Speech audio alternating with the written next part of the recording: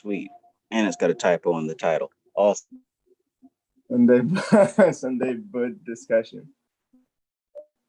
Oh, Food. Let me fix that.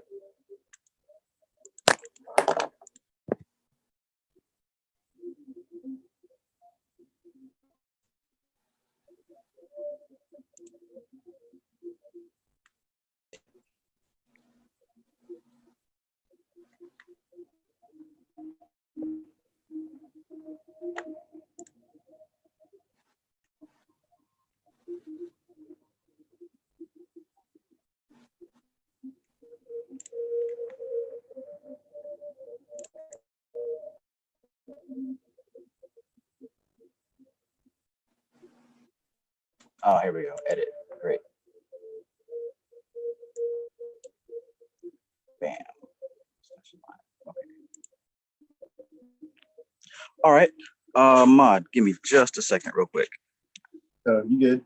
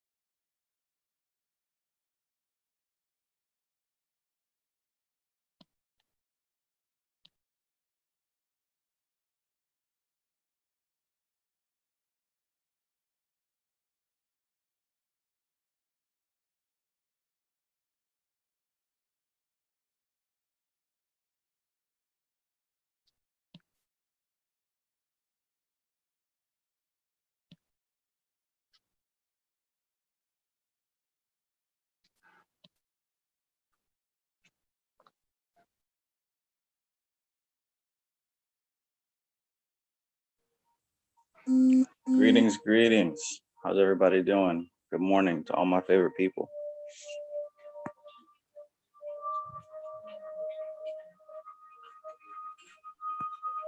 Morning, What's happening, bro? Good morning. Morning, good morning. Afternoon, depending on where you are.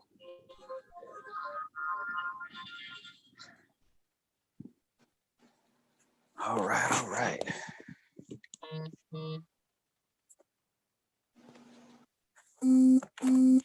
So, I got some pretty decent revelations here from this chapter on Chesed.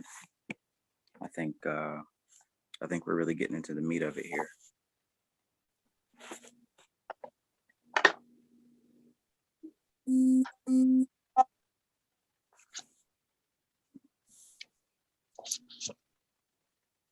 Sophia, how you doing?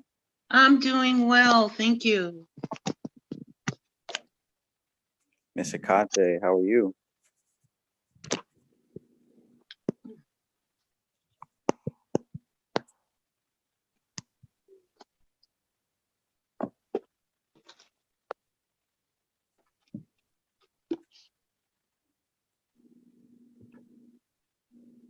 Siren Key, good morning, good morning.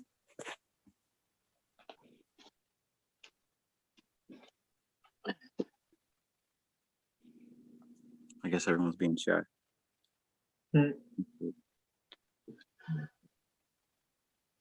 J.O., what's going on? What's good, brother?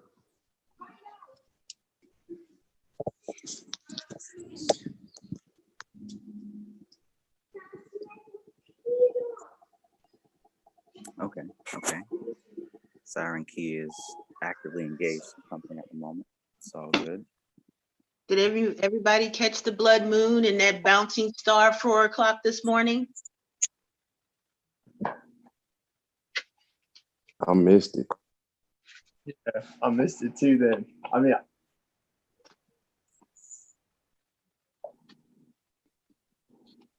I certainly did not. It was something else. I noticed it was, pretty much full when I went outside. Supposedly that starts tomorrow. Officially,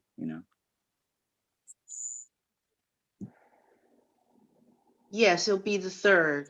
The 3rd is the official full moon. oh, okay.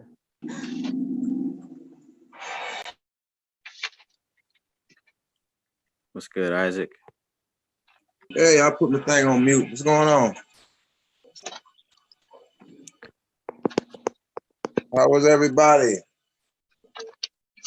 Everyone's good. Well, I'm good. How you doing, Yeah, Isaac? yeah. I'm good. I am good. I was asking, did you catch that blood moon yesterday and that bouncing star 4 o'clock this morning? No, I didn't. Oh, it was That- amazing. I missed that. See, you got your paperwork together. I'm trying to get everything. I'm a little behind. I had to work last week, but I'll catch up though. Yeah, I am too. I had a pretty busy, not hectic in a bad way, but I had a lot going on. I still got a lot going on, but it's working out.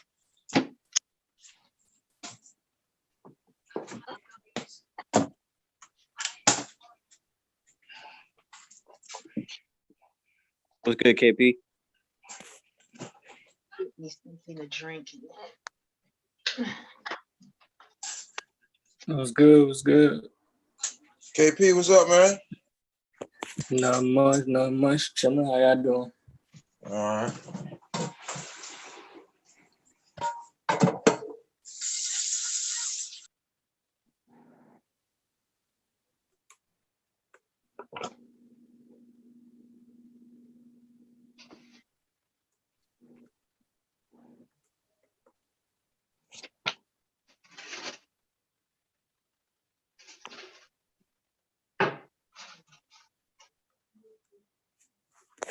All right, all right. So today we're talking about step 5 from initiation into Hermetics, and we're paying special attention to Chesed on the tree of life. So what I really found was a very standout thing about this particular Sephiroth is that it's here where we start to really see the gestation of form. We really start to see the beginning stages of force transforming into form. So this is really the realm of archetypes as far as what we can conceptualize. This is the realm where the picture is being created. I believe it was in verse number 13, I want to say. Let me see. Somewhere in there where she talks about the vision of a man, coming of a colonizer, from Europe coming to the Americas and seeing all the undeveloped land, seeing the acres and the trees and the beach, where the river is, but visualizing the dock, visualizing the farm, visualizing the lumber yard, visualizing what the land is going to be transformed into. Even though it's just trees and a plain and all that stuff, he's seeing what it's going to become. And Dion talks about how this is actually the energy of Chesed, the vision. And, it's no coincidence that all week in my other studies, the vision has been a big topic, being able to visualize your goal and your outcome before you even think about stepping forward and making any kind of moves. I think that's pretty powerful, and I'm just learning here also that all these different faculties of the mind, they have their place. So it's not like when studying this information, you learn anything new subject-wise, but what we are learning is that the information can be categorized. And when you're able to categorize and line up how your mind works, you can use it more effectively. So this chapter, Chesed, was about the energy of the vision.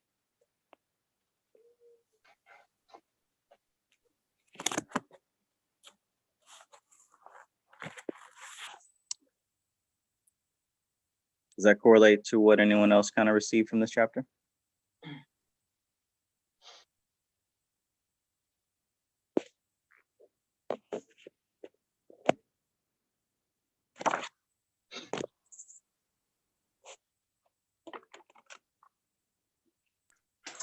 I haven't made it to that chapter yet, but I'll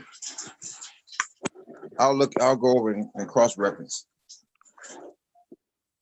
It's still good. It kind of helps when you kind of explain it, and then I go back and cross-reference it. Last two. Yeah. Because let's see. It was a chapter in the that I want to speak about, but I'll wait on that in the Dion Fortune book. I'm trying to understand.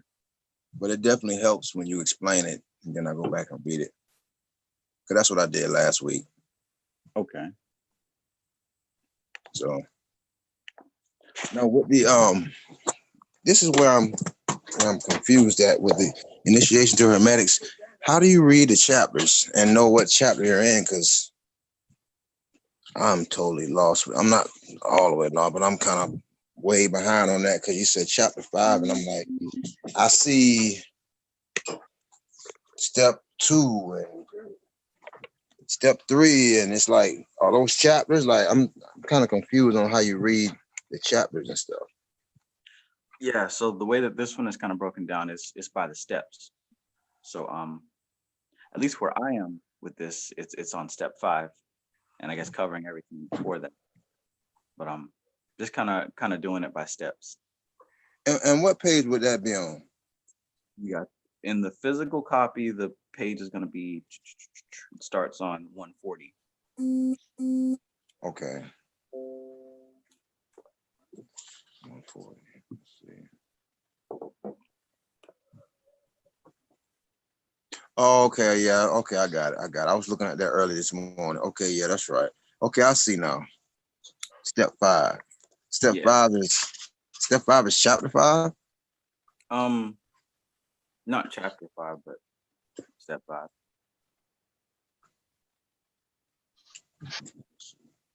I don't think it's broken into like chapter numbers. That's why. But you said you had a specific thing you wanted to talk about as far as let's talk about. You mean the Kabbalah? Mm-hmm. Yeah, let me grab my yeah, it was, let's see.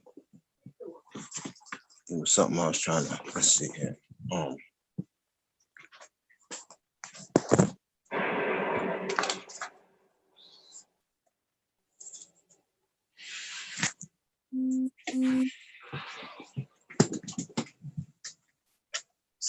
Let's see. I think the chapter on Chokma, page 118. Okay. Let me make sure. Yeah, I was.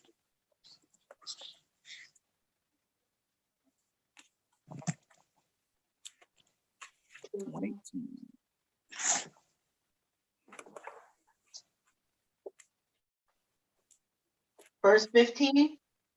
Yeah, I think I got kind of lost when it said this idea is further born out of the phrase of the Yetziratic text. It speaks on Chokma as the splendor of unity, equating it, thus clearly indicating its affinity to Kether. And I went on down up to 16, but I was just kind of put everything together where you can understand the relationship between the two. Mm-hmm. Between Chokma and B. Between Chokma and yeah. Okay.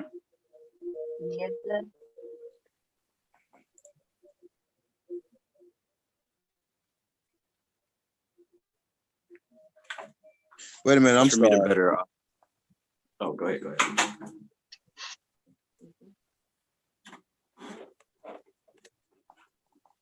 But this was chapter 15 and 16, you said.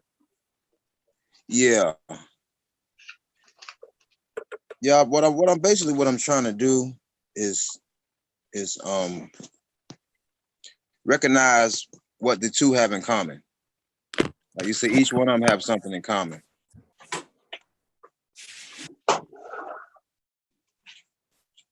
I think you explained that last week, if I'm not mistaken.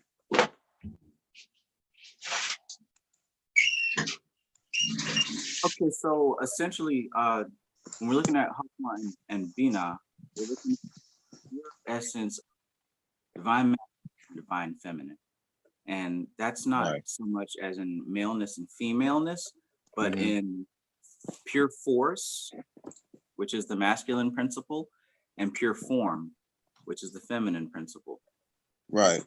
So within Kether, it is both energies in so much balance that nothing is happening. But Okay.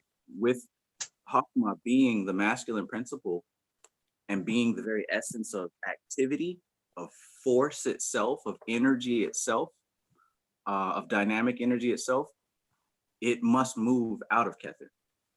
Because now we're kind of entering into the realm of time. Kether being just a stasis of non-time.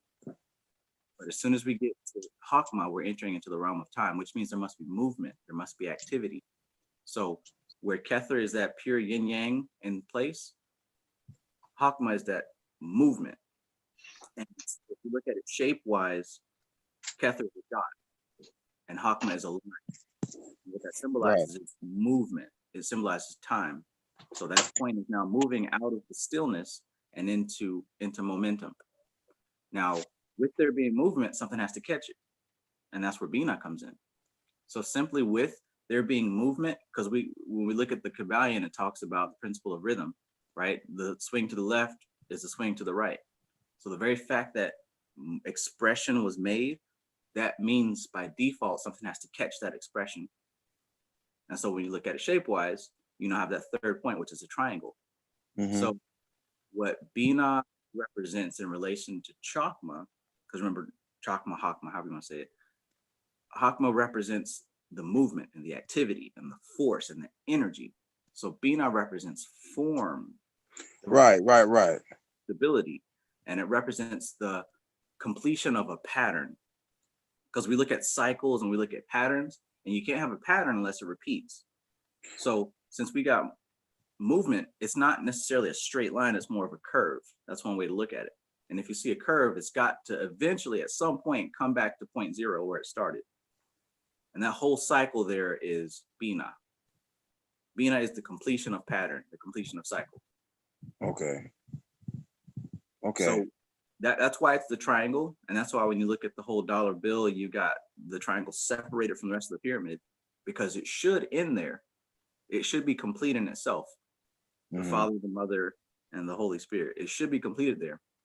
But again, like I said, since we're going through time, it isn't a circle, it's a spiral. Because by the time the energy comes back to point zero, it's on a higher level. So Right. that only happens because Kether continues to pour forth through Hakma. Okay. I think I got it now. Because you did explain that last week. The part I was trying to understand was, like you said, and you explained that last week, how it doesn't come back into a complete, it just keeps spiraling. So I got it now. Right. Okay, yeah, thank you. And that's why it's just like looking at the motion between two magnets, right? Of different polarities. It keeps cycling around and around and around. Mm-hmm. And through that motion, that's where we get the other 7 Sephiroth, because it keeps going. Okay. All right. Okay.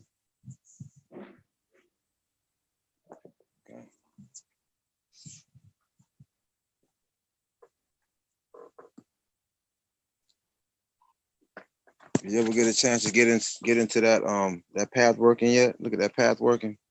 I did not. I'm looking at so many other things. I probably should, but Yeah, I know. I went ahead and got my cherry tree.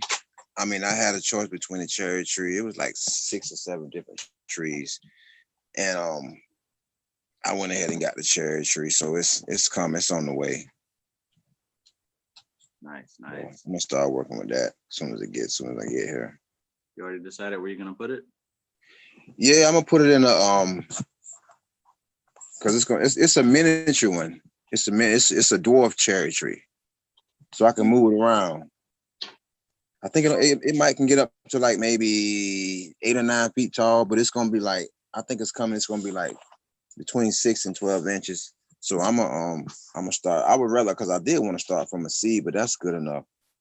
That's good enough to start from 6 to 12 inches, and I'm gonna put it in a pot, like a 5-gallon pot. And not a 5-gallon pot. Okay, yeah, 5-gallon pot, and start to mess around with that. And when they get bigger, I can put it in a pot where I can move it around because I don't want it to be too big, you know. I don't want nothing to happen to it. Yeah. But, you know, most of the hard work is kind of done because it's already, you know, at that stable shape, right? Yeah.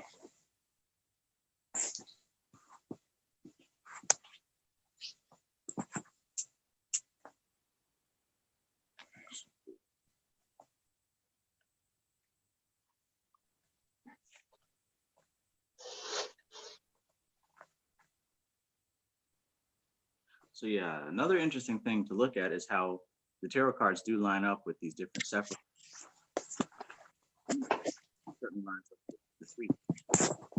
And then when you look here, it talks about the themes that go with the threes. The Three of Wands is known as the established strength.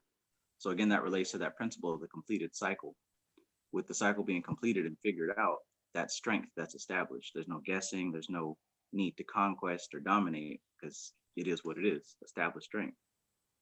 And that's the fire Okay. energy, right? When we deal with the water energy, the cups, we got abundance. And basically, again, if you know the cycle is complete, you can predict abundance. There's no guesswork. Three of Swords, that's the air energy, sorrow. It may be at times when you figure out how everything works, the cycle of everything, that may bring a certain amount of sorrow. I think there's a quote that goes with that. People who are, you know, more intelligent are usually lonely or don't have too many friends or whatever. Right. The air element. And then we got the earth element that deals with material works, the plans, actually mapping out the blueprint and stuff like that. You can't set forward to build anything unless you've got the plans in place. So that really relates to the energy of Bina. Right. Yeah. I went over it a couple of times. When you broke it down and you put the aces here, the twos here, the threes here, it helped me understand it a whole lot better because it's like, okay, you got four up here and each four of these cards represent this, like you just explained it, the elements, and then you get the two, and then you get the three. I'm like, okay, you know, so I got a much better understanding, way faster than I would have, Yeah. you know, with those cards. So I'm memorizing the cards now, you know, so. And I love that. That was a lot. That was a lot of help. Just by you saying, you know, the ones go here, the twos go here, just like gave me a whole bunch of information all at once when you did that. So that was on point there. It's wonderful there because that's that type of experiential knowledge, the knowledge you get from actually doing the work. You know what I'm saying? Like there's a certain level of knowledge you get from reading, certain amount of knowledge you get from listening, but this represents a hands-on learning where you lay those cards out and you see the relationships between the cards yourself. Like you said, it helps you learn it so much faster. Right. And when I had lost two of my I misplaced two of the cards in the deck, so I bought a new deck. But the deck, it was a rider deck, but it didn't have the words on it. So when I pulled the new deck out, and that's how it kind of came together. I pulled a new deck out and I was looking at them. And I was looking for the elements on each one of the cards. And I was like, oh, okay. And then it hit me what you were saying about the 1, 2, 3, all the way down to the tree. And I was like, oh, okay. And like I said, it just gave me that much more of an understanding of what was going on with the cards, like you say, with the cups and the pentacles and the signs for each element. So that was pretty cool right there. Yeah. Mm-hmm.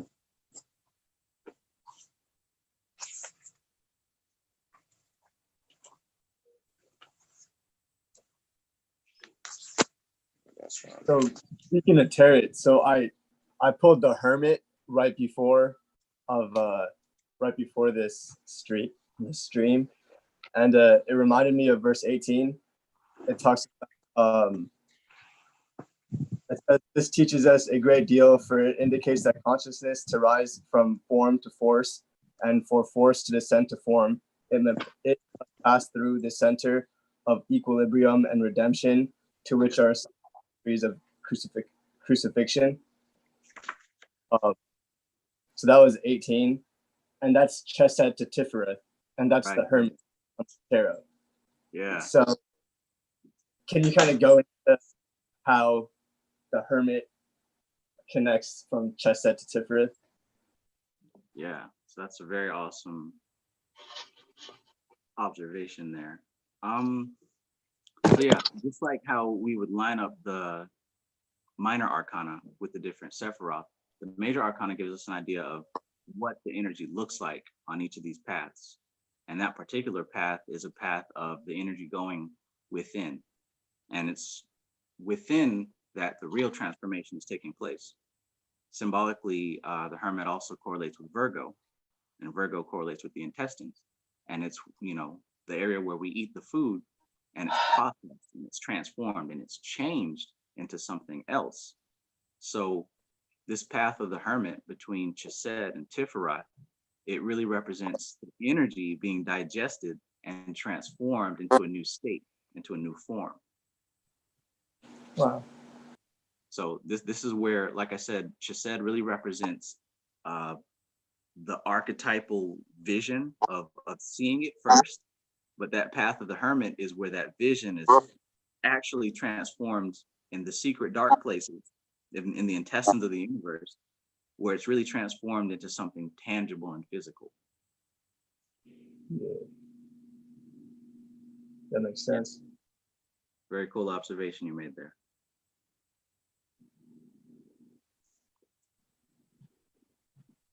So what is that path called? Let me see.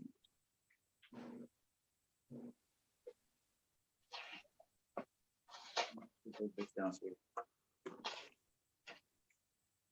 It's in the back of the book. That's path number 20.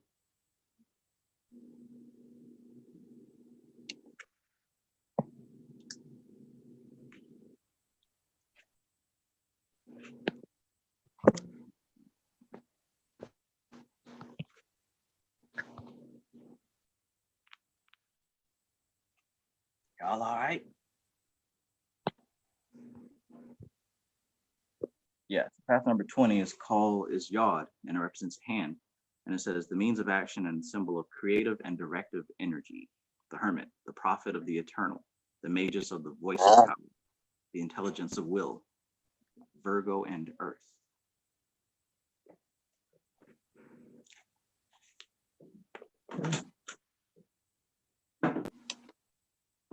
Yeah.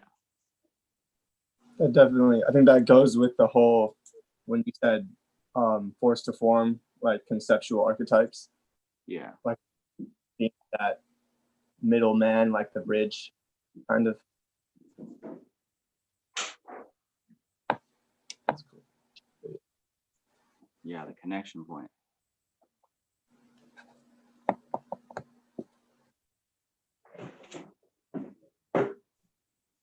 Drunkard Cat says, if I'm not mistaken, Taurus is connected to the throat.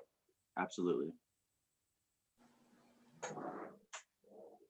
And that path is actually Chesed to Netzach.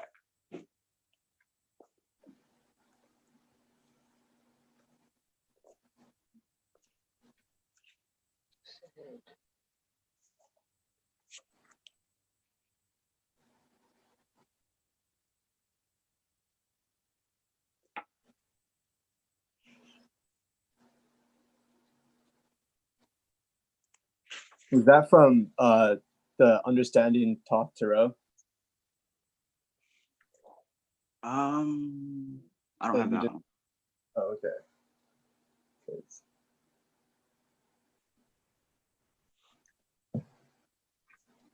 Let's see.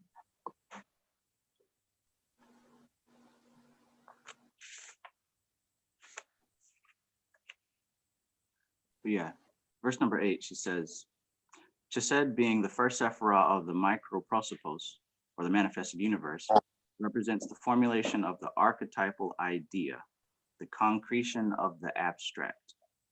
When the abstract principle that forms the root of some new activity is formulating in our minds, we are operating in the sphere of Chesed. So again, relates to the whole conceptual energy of having an idea and putting it into concrete form. Yeah, the one they shot the other night. Oh, okay.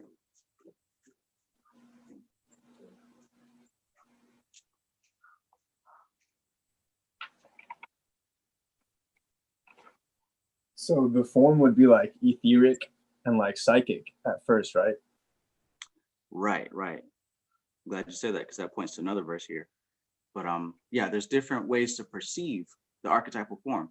There's another chapter in here where she talks about the ascended masters can serve as a access point, right? Because we got these four worlds, and in the highest world of absolute, there is no action. There's only the seed of idea. There's only the seed where everything begins. But when meditating, they say the ascended masters can actually see these seeds of intent and can be directed as far as the appropriate place to plant these seeds in the world of Bria and Yetzirah and Asaya. In other words, this also relates to the energy of obtaining original thought and not just repeated thought, not just effectual thought, but actual original thought. I think Franz Born talks about that in ethics in like the earlier chapters. He talks like pure thought ideas being in like the upper realms and being able to pull them down. Yeah, yeah.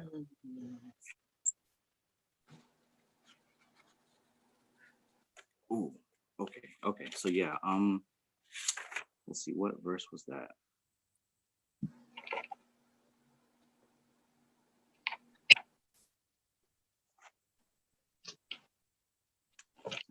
I think 14 talks about master. Okay. I want to bring attention to verse number 11 as well, because this really talks about the difference between different levels of ability, how some people are able to perceive on, like you said, maybe an etheric level, some are able to perceive on a psychic level, and some are able to perceive on a mental level, and some on a spiritual. So this is number 11 in this chapter about Chesed. The occultist who does not possess the initiation of Chesed will be limited in his function to the sphere of Yesod, the plane of Maya, illusion. And like we stated on Thursday, illusion doesn't mean it's not real. Illusion means that what you see is not the way it's presented, right? It means that it's not how it seems. So those who don't have the initiation of Chesed are limited to the realm of Maya, the realm of illusion, the plane, Yesod. For him, the astral images reflected in the magic mirror of the subconscious will be actualities. In other words, what you see in this illusory plane, you're going to believe is what it is. So most of these people talking about astral projection and just now figuring out all about all this stuff, the progress that they're making in astral projection, they're believing is how things are. Oh, I made it to the other side. Oh, I'm on the spiritual plane and I'm getting downloads and I'm seeing all this, that, and the third. Really, they're still in the realm of illusion. The plane you saw, the etheric plane, that is still the realm of illusion, which means it isn't much different than what we've got going on here. He says, he will make no attempt to translate them into terms of a higher plane and learn what they really represent. So everything in the realm of illusion has a deeper meaning. That's why when we have these dreams, when we go to sleep, it's never literal. It's all symbolic. A lot of people go off thinking if they dreamt of something, that means that's what it is. No, you have to look at the symbology of what that thing in the dream meant to you, right? Your dreams are talking to you in memes, just like the internet. When you look at a meme, you don't think it's literally what it is. You read between the lines. That's how I figure out. What was that? Oh no, I was gonna say that's how I figure out the meaning of my dreams. I go and look for the interpretations, and they have, depending on what it is, they have so many interpretations, and I just go down and I connect the ones that got something to do with me. Right. And even down to the point where you may not remember everything. Sometimes what you remember is enough. What you remember is what you're supposed to remember, you know? Right. You get upset because they don't remember the whole thing. Well, you don't remember the whole thing because you don't really need to. We have so many dreams when we go to sleep, like you don't remember 99% of it. Right. What you do remember is what's supposed to be speaking to you. I think if we understood that, I think there'd be less frustration, more understanding. Yeah. But to continue, he will have made himself He will have made himself a dwelling in the sphere of illusion, and he will be deluded by the phantasms of his own unconscious projection. Meaning what you're seeing in the astral realm is actually a projection of your subconscious, just like dreams. So you're gonna see if a particular energy is trying to connect with you in these astral planes, it's not going to present itself as it really is. It cannot. It's only going to use images that are already in your subconscious.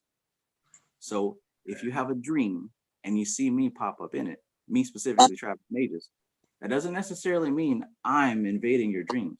You have to analyze what I symbolically represent to you. And that's how you figure out what kind of energy is trying to connect with you.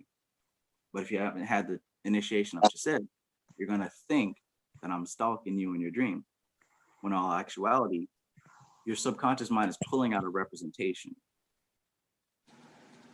So the initiation that is being able to see the archetype past, like what you would be representing. Right, having an understanding of that principle.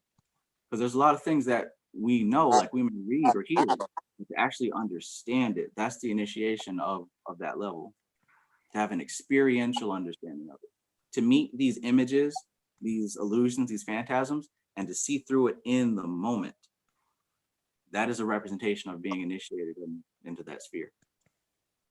So what would you say keeps people at the sphere of just an illusion and not being able to get past and being stuck there?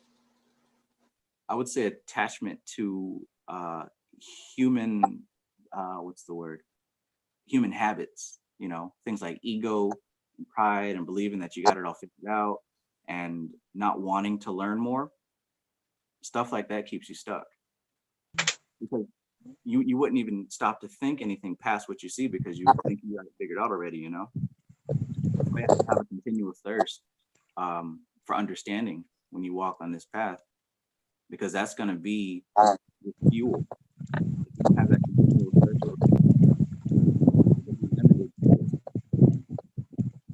stop studying.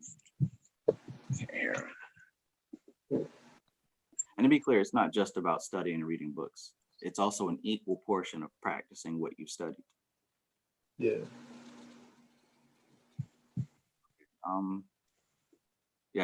If he were able to function in terms of Chesed, he would perceive the underlying archetypal ideas of which these magical images are but shadows and symbolic representations. He then becomes a master in the treasure house of images instead of being hallucinated by them. He can use the images as a mathematician uses.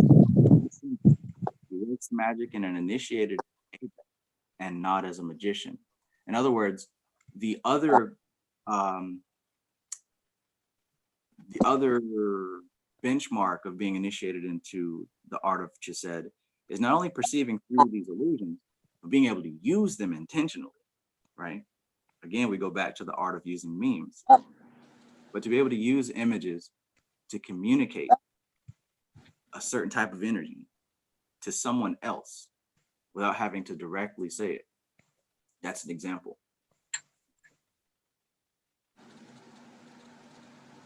So like I remember you were saying, what we were speaking on, when you're having dreams and you see certain colors that correspond with certain energies. Yes. Okay. But like you were saying, if you don't do the work, you're not going to understand what's going on. Right. See, right. So you're right. The higher up these planes you go, the more distinct these energies get. And it takes a level of study to understand what you're experiencing, but you can't get there without practice. So it takes both study and practice, right? So if you get to this realm where you're just seeing colors, you're not going to understand what you're doing. And you might think that you're just falling asleep or you're just wasting time. But in truth, those colors literally represent one of the most purest aspects of energy that you're encountering. It goes beyond form and it's getting closer to pure force. Right.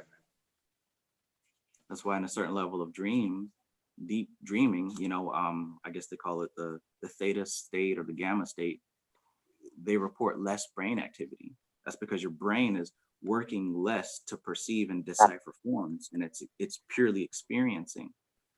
And that's not something that we can easily translate into everyday speech. You might bring back a feeling, but unless you have more sensitivity in your deciphering mechanism, you're pretty much just going to forget it. Right. But you know, it's all good. Everything in its due time. Yeah.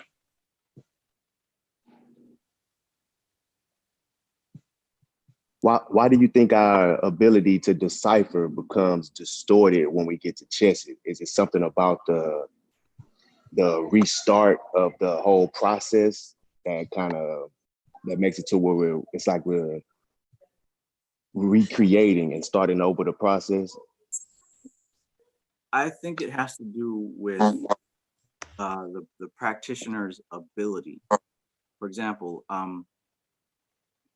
there's things that you cannot see with the naked eye. You've got to have an instrument to see it, right? Likewise, I guess as an example, we can talk about what Ophiel was talking about in his book about astral projection. How he talked about there was a requirement to build up the astral body or the etheric body in addition to the physical body, because the physical body is what interacts with physical things, but it's the etheric body and the astral body that interacts with etheric and astral things, because you can't take your physical body there. What you're actually doing, he says, is that you have bodies on all the planes, but it's the consciousness that moves from one body to the next. And if the faculties of those bodies aren't developed, you can't perceive anything. So to wrap all that up and to bring it home to what you asked, the realm of Chesed is bordering on the realm of pure force being translated into form. We all have a body of form, but we all don't have a distinct body of force. So in other words, we don't have the faculties to perceive it. That's why I start to get foggy up there. Does that clarify? Clear.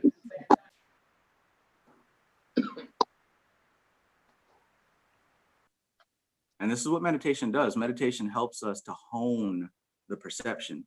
It gives us an opportunity to go there and practice, practice staying awake while we're there, practice bringing that information back.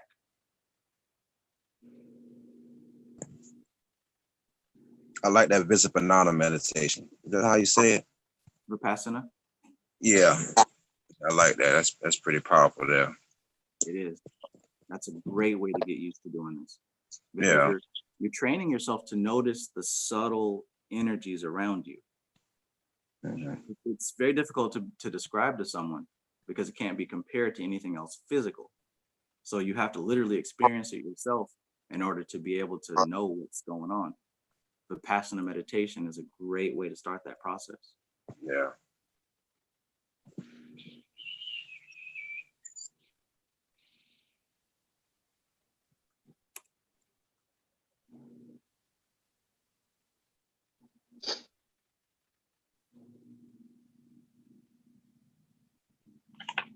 So going back to the analogy, like the explorer looked out into the field.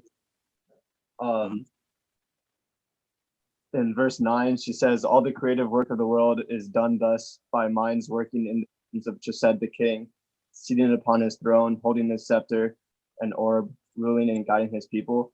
Mm-hmm. So the symbolism there, is it saying that like all the work was done like without even moving, as in like first it was all mental, Mm-hmm. and like that's the first step to bringing that, I guess, force into form? Yeah, that's one way to see it. I also see that it's symbolic of the fact that the work is already done, right? In these higher realms, the work is done. It's on the lower realms that the work is in the process of being done. So in a way, when you get to the energy of Chesed, it's almost as if you're a king because you're delineating and dictating where everything is going. And that's also the energy of Chesed.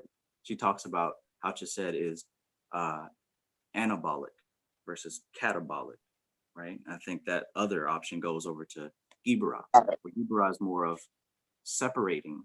Well, yeah, separating. Chesed is more about organizing, like a king in his his kingdom. Yeah. Virgo.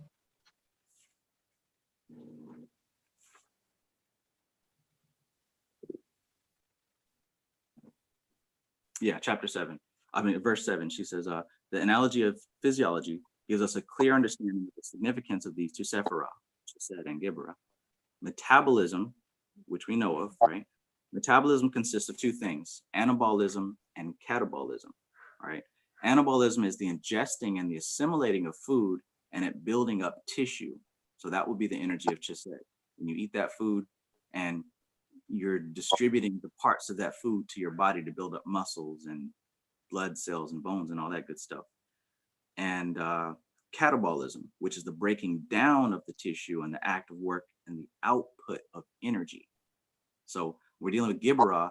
That's like you take in the substance, right? Gibberah will break it down and push out energy. Chesed will break it down and use it to build up the body. So those are two ways to think about it. Both of them are represented as kings, right? Kings that rule. Yeah. But it's just like a different, I guess, like mechanism. Not mechanism, but I'm not finding the right word. Different function, maybe? Yeah. Function. That's a good one.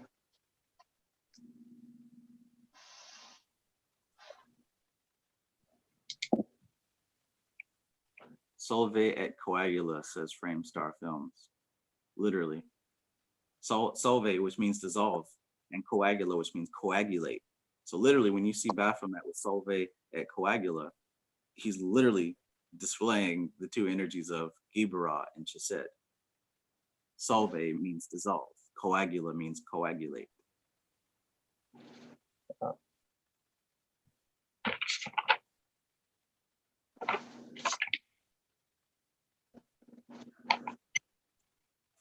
That's dope.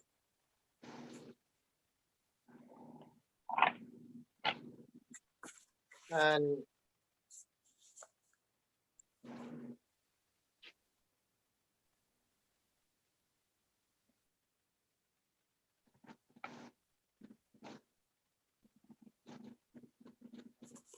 Okay.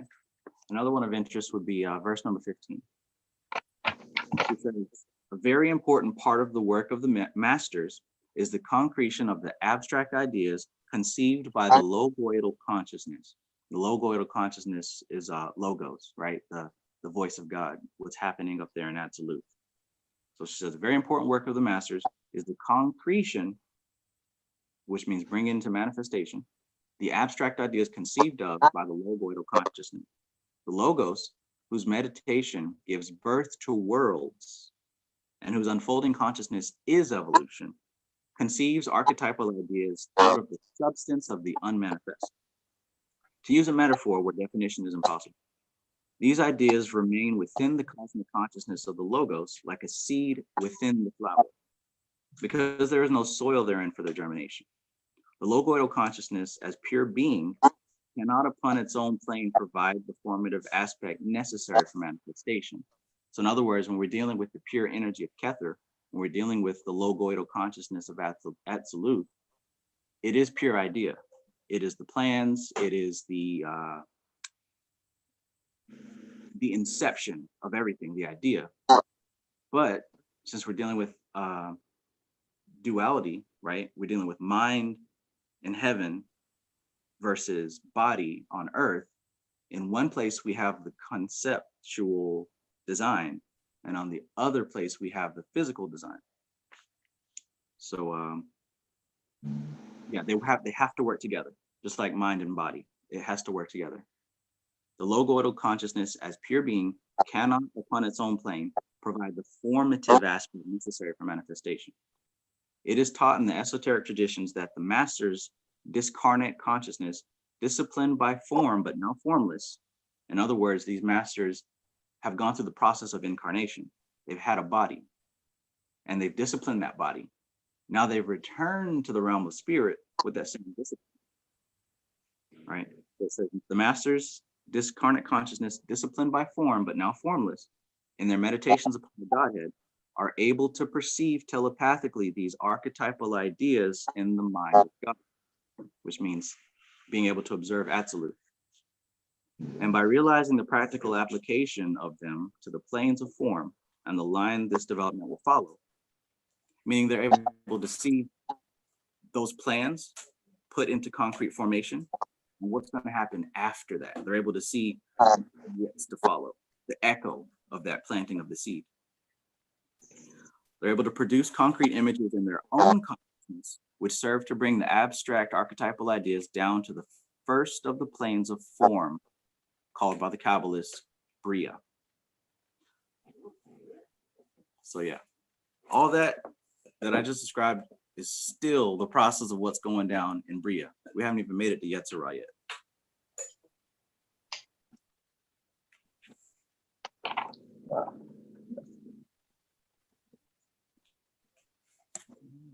This then is the work of the masters. This then is the work that the masters perform in their special sphere, the sphere of organizing, of upbuilding, constructive chesed upon the pillar of mercy. So again, that is why you see that king symbolism there. We talk about these realms of cause versus the realms of effect, right? Most people just live in the realm of effect. They are literally the strings, the echoes of the cause that she was talking about, perceiving that seed. We're able to see that seed, plant it, and observe the echoes before they happen. Most people are living out the echoes, whereas the master is able to perceive the initiation of a thing and plant it where it belongs. That's the difference between an actual occultist and, you know, a regular person who is not an occultist.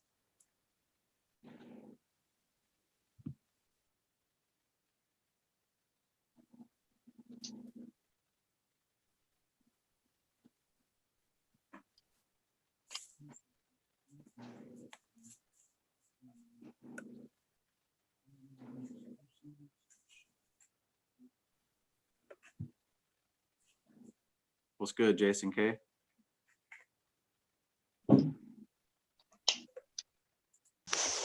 What's happening, man? Got my copy of Magician's Tables. Been digging through that recently.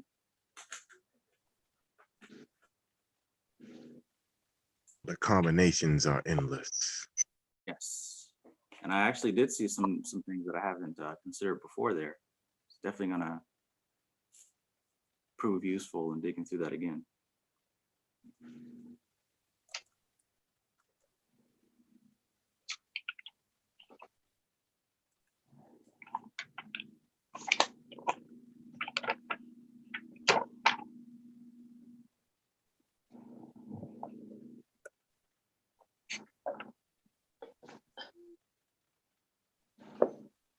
But yeah, they've got a lot of references to what's going on in this book as well.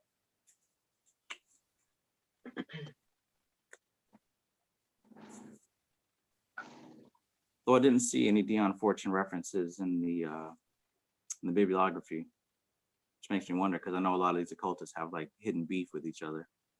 But he mentioned everybody else.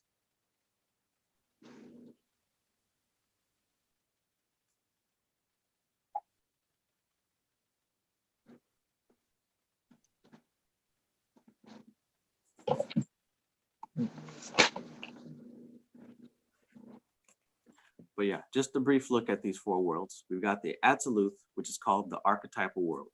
And this archetypal world is where pure ideas exist, where pure thought exists, where the mind of God is, where the logos, the word of God. This is where this exists, absolute. That's the highest plane. That's the first plane that comes out of the triple blackness of space. This is where God himself exists. Now the thing is, this is where all creation is conceived, but creation doesn't happen here. So we've got God in heaven, just like that picture up on my wall, up on this wall here.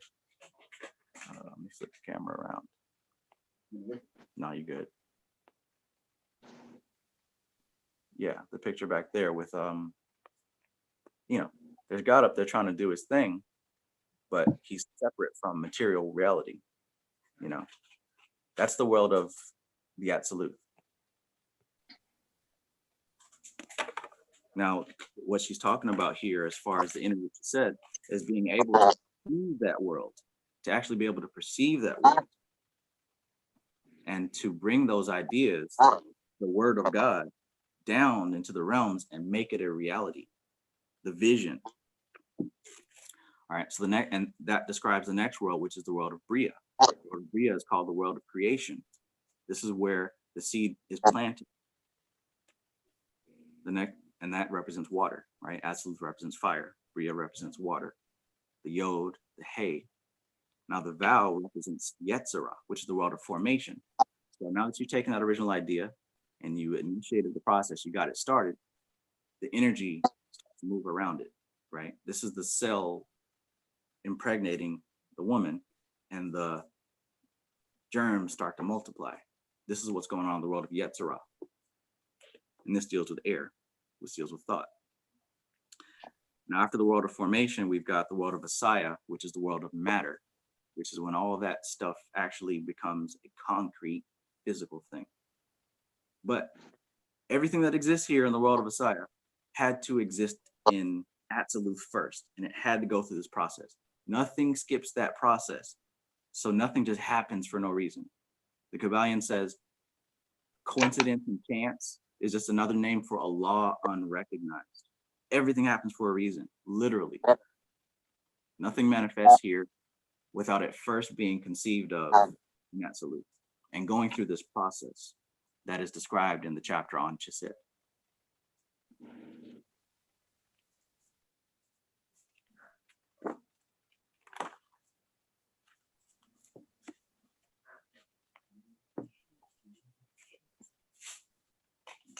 By the way, dude, talk about the blue sphere.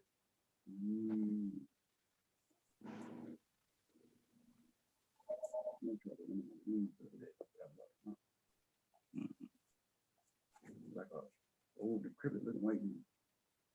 The only picture I can remember.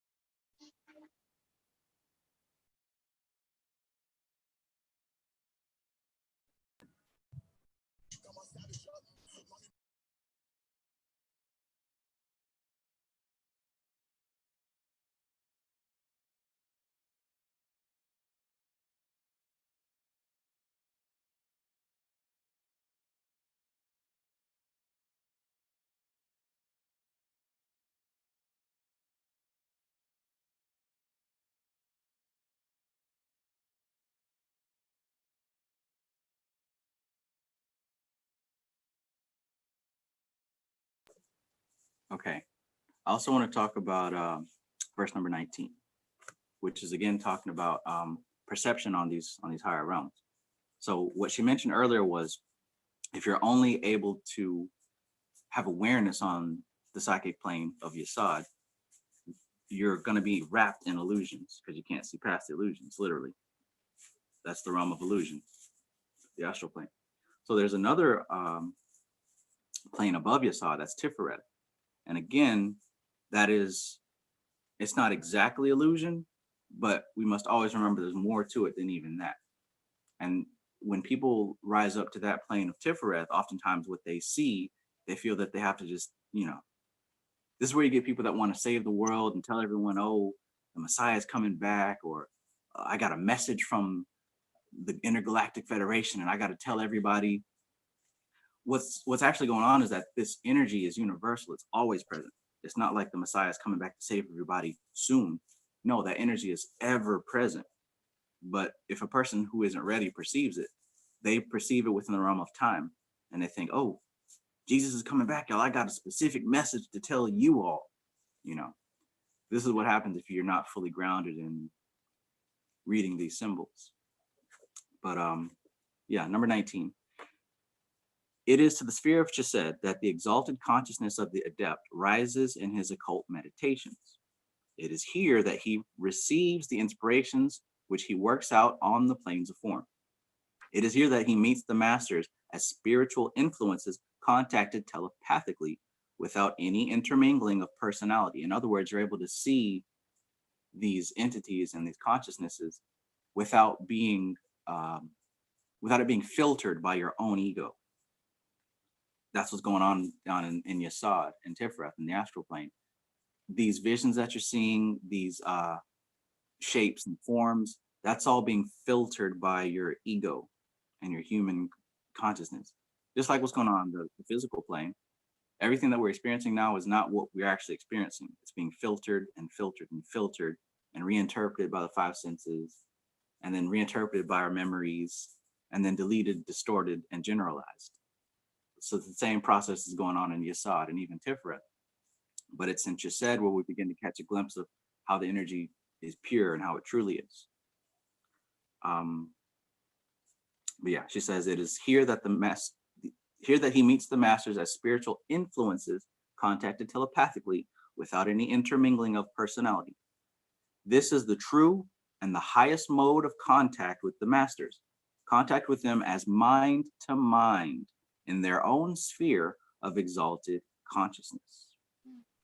When the masters are seen clairvoyantly as robed beings, the colors of whose robes indicate their ray, they are being perceived reflected into the sphere of Yesod, which is the kingdom of phantasms and hallucinations. In other words, if you see them in those forms that you're taught about, you're still seeing the illusion aspect instead of its true form. We are treading on precarious ground when we have to meet the masters here. It is here that the anthropomorphic form is given to the spiritual inspiration which so misleads those psychics who cannot rise to Chesed, most psychics. It is thus that the announcement of a spiritual impulse flowing out upon the world gets interpreted as the coming of a world teacher, right? So in other words, when you see that pure energy, and it's just so powerful and so illuminating, you think that Jesus is about to come back. So you have to run off and save the world.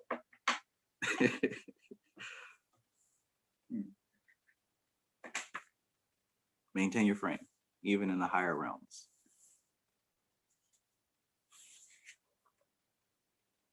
And this is also what happens when people finally get contact with King Payman or whatever, and they have success, and oh, hail great King Payman.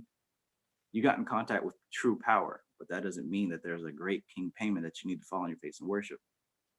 How did you get in contact with that power? By your own concentration. This is what I mean by you're not learning anything new per se, but you're learning how to organize your thoughts, your mind, your spirit. You're learning how to organize these things so you don't get carried away.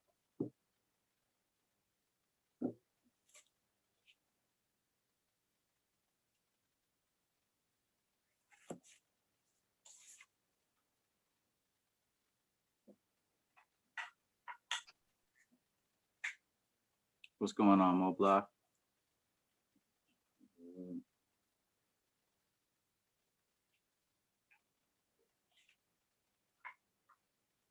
Greetings to everybody in the chat.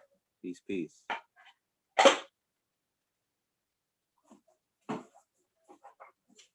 Damn, it's chapter 18 already? Yep.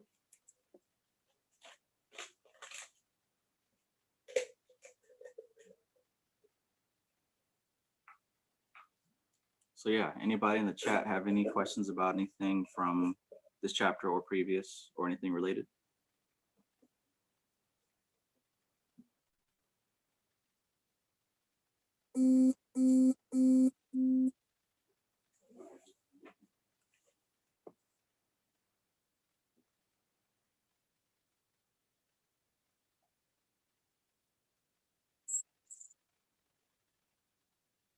Y'all see me on this live and you're messaging me on Instagram. I can't do all three at once.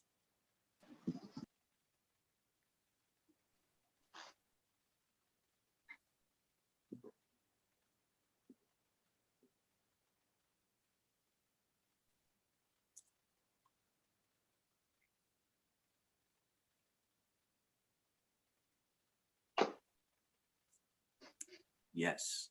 Hecate says catabolism and anabolism is similar to neuron connections. That makes sense. Yeah, and this is how we relate it. We are symbolic creatures. Symbolism is the language, right? The best way for us to understand these occult principles is by relating them to something that we see in another field.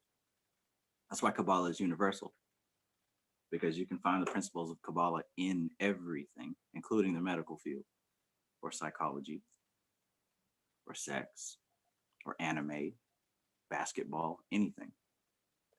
Because we're dealing with universal energies and principles. There's no way to get away from it.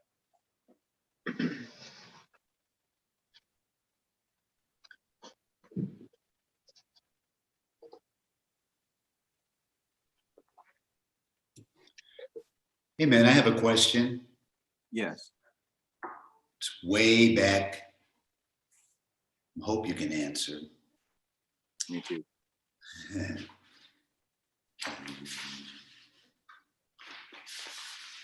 Chapter 7. Okay. Page 47, section 31. I looked it up and I couldn't find it. It's just Stooping Dragon. What is that?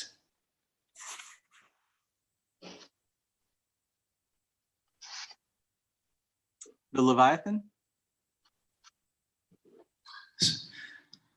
Page 47, section 31. Mm-hmm. And in there it says, secondly, it is a fallen Sephirah. Mm-hmm. It's cut off from the rest of the tree by the fall, and the coils of the stooping dragon arise from the world of shells. Mm-hmm. Stooping dragon, what is that? Are you familiar with the phrase, the world of shells? No. So the world of shells, well, is anyone here familiar with what that's referring to, the world of shells? Was that the Jason?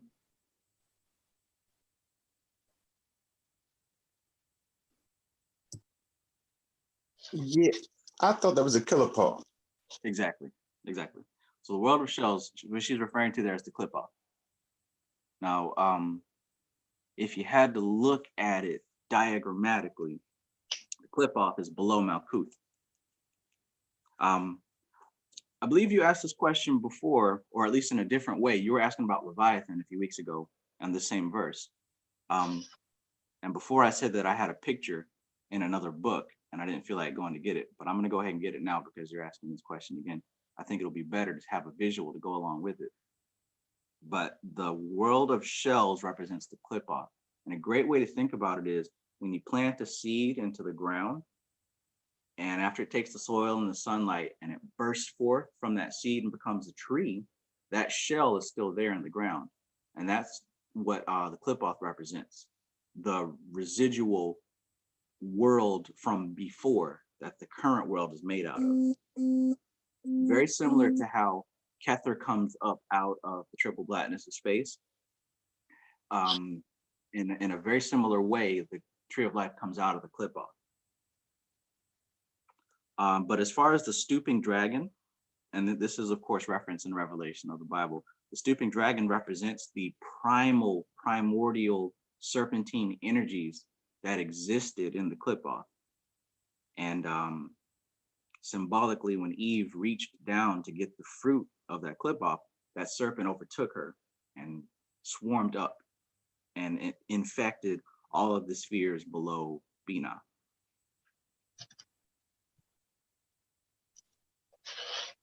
Trav, do you remember that one book you had that pretty much showed the lady holding the pillars and then the actual collapse? It had the illustration. Yeah, and that's what I'm gonna have to get because this keeps coming up. So obviously I'm gonna have to show it. I got a picture of it. What's that? Here it is. This right here, right? Am I No. wrong? No, sorry. Let me go ahead and grab that book. Okay. But so far, Deron, does that clarify a little bit or no? Very much so. Very much so. Thank you. Thank you. I'm gonna grab this book and bring up this picture. So the clip-off and Doth and the triple blackness of space and the left-hand path, the dark side, all those things, they're very different. It's a very different type of science. Somebody says the science of science, the physics of physics, metaphysics. I'm getting this from a dude whose channel, what's his channel name? Hold on. Because I don't want to make it like I'm making shit up. I like to cite my sources. Matter of fact, I'll just post a link to his channel in the chat because his name escapes me as far as the name of his channel. It's known as the Spirit Shrink on Instagram. If you check that out, you got some awesome stuff when it's regarding to left-hand path and metaphysics. But this primordial world, primordial universe, as far as the clip-off and the triple blackness, it's like a parallel dimension. And the unfortunate is teaching us that the tree of life comes down out of the triple blackness, but it simultaneously comes up out of the clip-off. Okay. Let me see. Let me flip through here and find this photo so I can stay on the point instead of going all over the place. No, you're on the point. Exactly. I'm clear. You are. All right, so here's the picture. And what we're seeing here is, well, yeah, we're good. What we're seeing here is the tree of life. Matter of fact, let me just take this phone so you can see it better. I've seen that. Okay.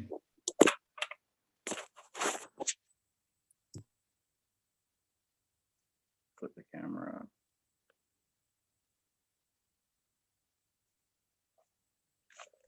All right, so we got the tree of life. And as you can notice, everything's in perfect equilibrium. You've got Adam, Cadmon.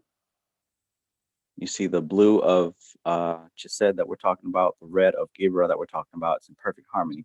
Notice his head is where Tiferet is, the balancing, right? The Christ aspect. And here's Eve, right? Notice how she's holding up these two pillars. Without her support, these pillars would fall. All of creation would fall. And this is symbolic of why the Bible talked about Eve being the one to reach down and eat the fruit and causing the whole thing to collapse. It wasn't Adam that ate the fruit and caused it to collapse. Eve did it, right? The feminine energy of the stability of creation. The special thing to notice also is how God here is represented as being androgynous, neither male nor female, but with characteristics of both, self-creating and perfect harmony and unison. You see the moon and the sun there? And that does relate to the book cover that you showed earlier, right? This right here is actually a picture of the book cover of Initiation into Hermetics. Mm-hmm. It's done a little bit differently, but it's the same picture here. This is the universe in harmony and balance. Now, as far as that verse 31 of chapter 7, I believe you said it was, that's talking about here, the world of shells and the serpent, the Leviathan that lives within it. So everything is in order. Eve literally has to reach down to get one of these pieces of fruit. And by doing so, this whole thing has to shift and fall. And this is why we have Doth. You see that missing sphere there? Yes. Well, what actually happened is this was all in alignment, but it had to shift down, leaving that empty space there. And as you can see, there's a big barrier. Wow. Okay. All right. So Wow. here's Doth here, Yes. knowledge, resting on the crown of man's head. And of course, you got all the planets here as the fruit of the tree of knowledge of good and evil. So what actually happens here once that process takes place is where we are today, this beautiful world of coronavirus and adrenochrome eating rich people, or whatever y'all kids on the internet are talking about today. Notice the area of the clip off is now empty. It's almost as if she traded places or sold her soul or something crazy like that. But notice how the head of the serpent is within each one of these spheres. 8 of them, not all 10. Because if you notice, a barrier had to be put in place, kind of symbolic of this barrier that we see here in between the supernal triad. You see that? Yes. Well, that barrier also represents these 4 angels here. And if you notice, it's Yod, Hey, Vav, Hey. The process. You got to go through the process. You see that sword, 777? Yes. That also represents the process. Yod, Hey, Vav, Hey, the 777 going on here. And you notice also, man was fragmented.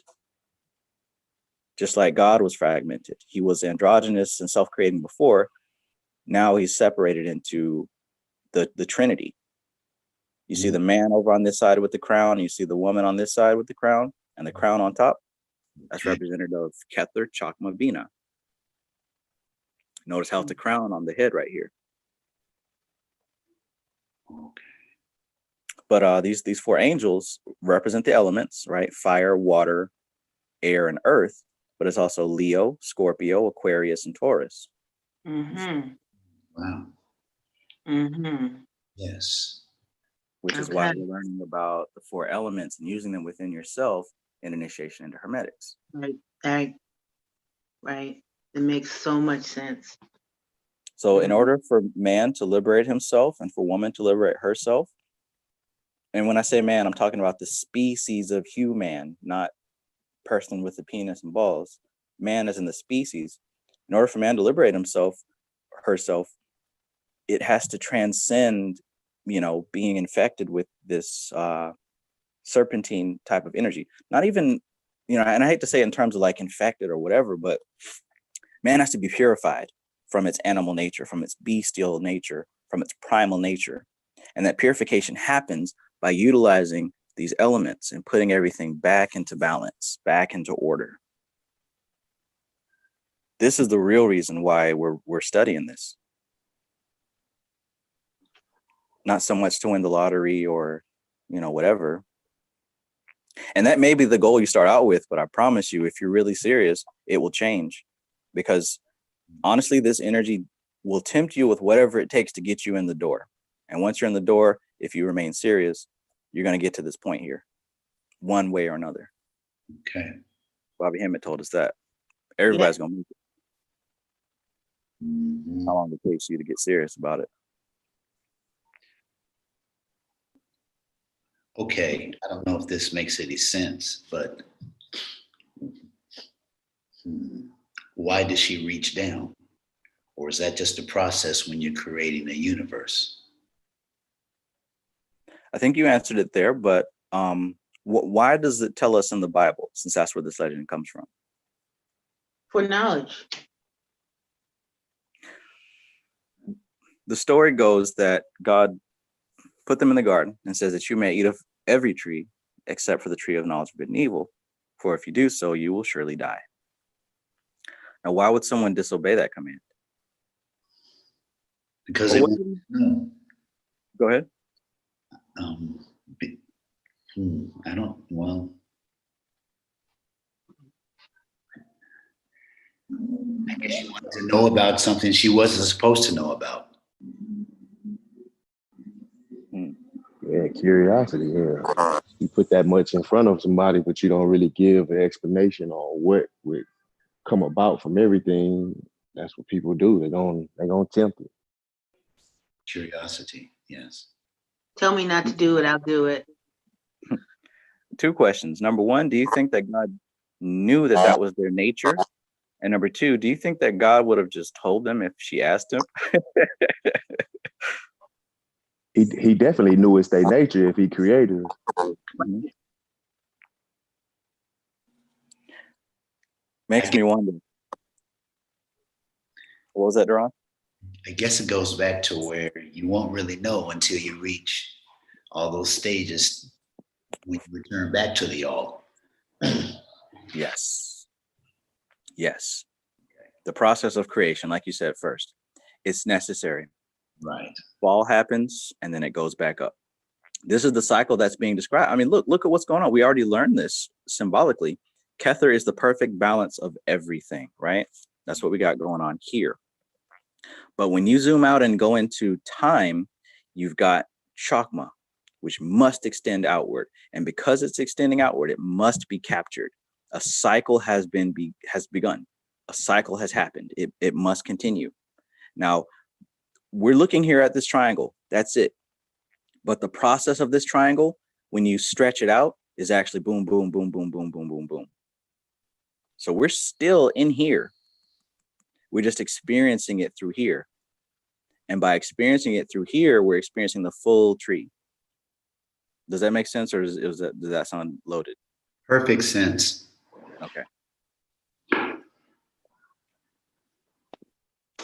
Yeah, man, it's almost like electricity, man. It's like you're given the hot, the positive, the negative in the ground, and then whatever device you come up with after that, from cars to DVDs, endless.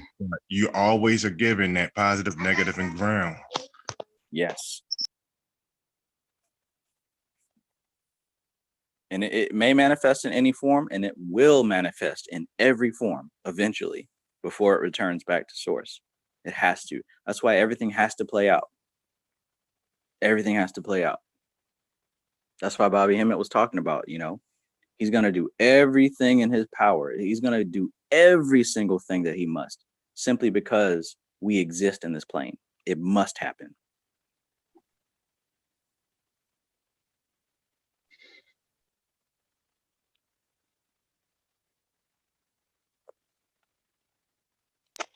And plus, oh yeah, go ahead. No, you go ahead. I mean, plus it stays consistent. You know what I mean? With that you got that right side that's completing that, and I mean that's producing that energy that's unhoused. You know what I mean, in a type of way, and then you got that other side that just grabs it, that Eve side that receives it and grabs it and scopes the thing. So it's still happening. Mm-hmm. It must.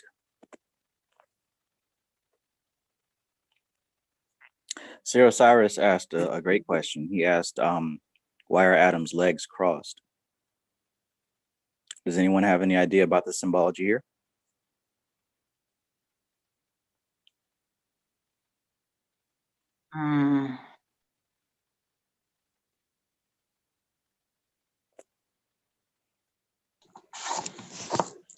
Brings to mind a certain tarot card, doesn't it? The tower. No, the hangman. The hangman, yeah. Water, remember. Just something to meditate on. That's all I'm gonna say.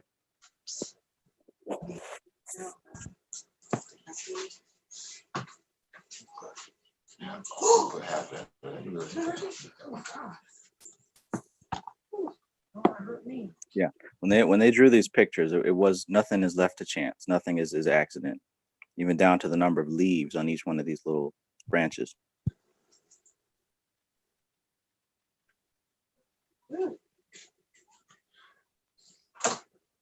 Is that the Kundalini? Yes, it is. Yeah. Okay, that's the first thing came to mind, the Kundalini. Thinking about the caduceus. And this is the tree of life inside of here. If you notice, there's actually 10 spheres. There's 2, 3, 4, 5, 6, 7, 8, 9, 10. This is the tree that existed before. The seed that the current tree was grown out of. In other words, it can be looked at as a duality and a polarity, positive, negative. And in the middle, we've got existence. So when people say out of darkness comes light, Okay. that also goes for out of the triple blackness comes Kether. But this shows the balance here. There's the balance here, and the balance between the two polarities, positive, negative, positive, negative. In the center of all this, you have perfected man. This is the structure of the entire universe. At least this is how it was before we entered into Chakma.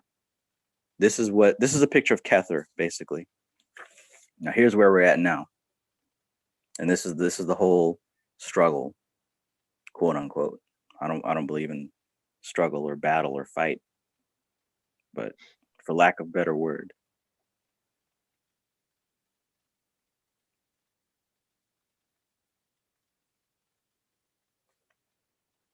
Okay. All right. Yeah. Thank you so much. That has brought so much understanding. Thank you. Thank you. You're very welcome. If anyone is interested, of course, it's the official Golden Dawn book. Golden Dawn.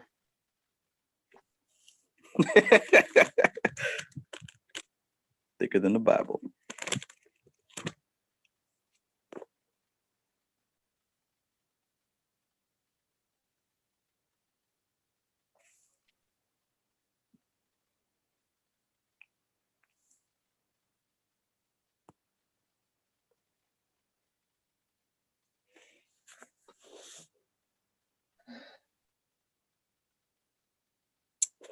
Yeah. That was cool. What was that? I love this. What'd you say?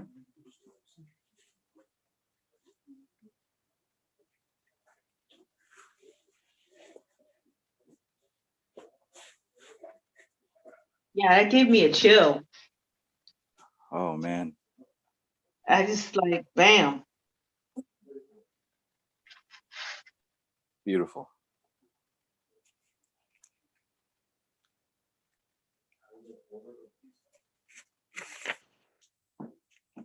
There's another picture. It's kind of black and white, but as you can see, there's Christ on the cross and you see the serpent everywhere. Mm. Right. And then the before picture. We got the magus, the wizard. He's got that 777 energy. He's got his as above, so below. He's got the book in one hand, the work in the other hand. Study and practice, folks. Yeah.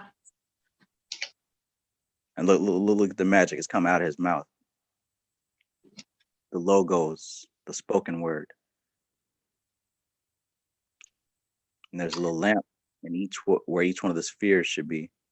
Each one of the manifested spheres. The top three, because you got Kether, which is coming out of his mouth, Chakma and Bina, right? Those are not manifest yet. But the first stage of manifestation comes with Chesed, right? And then finally, it creates the physical realm. So if you notice the symbolism here, this stuff is communicating the same message all across the board.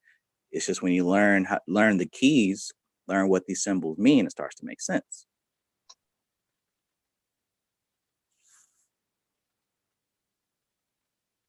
You speak it, you study, you practice.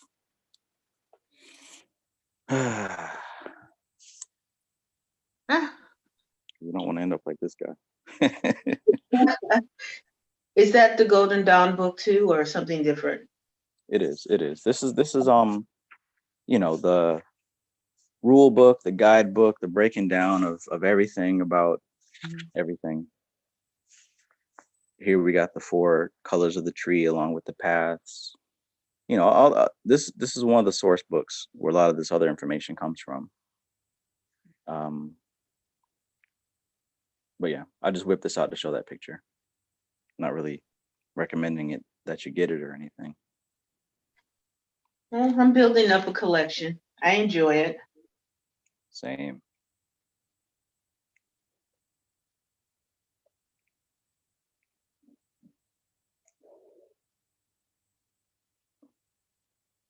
So you'll often see this picture as well associated with the serpent, but this one is a little bit different. This one isn't the same as before. This one represents the path, right? The energy from manifestation, from conception to manifestation, follows the 777 pattern, but then the work, the actual work that you're supposed to do is the traveling back up. That's the path of the serpent that we got going on here. This is the ascent. This is the work of path working going back up to the crown. So we've got the complete path here. Both you can describe electricity, right? It can be a lightning shock. Some people describe its movement almost as serpentine. But if you notice also where the serpent touches is each one of the paths in order. Or rather, I should say the paths on the way back up that the paths down didn't touch. So you touch a certain order of paths on your way down, but you touch the other paths on the way up.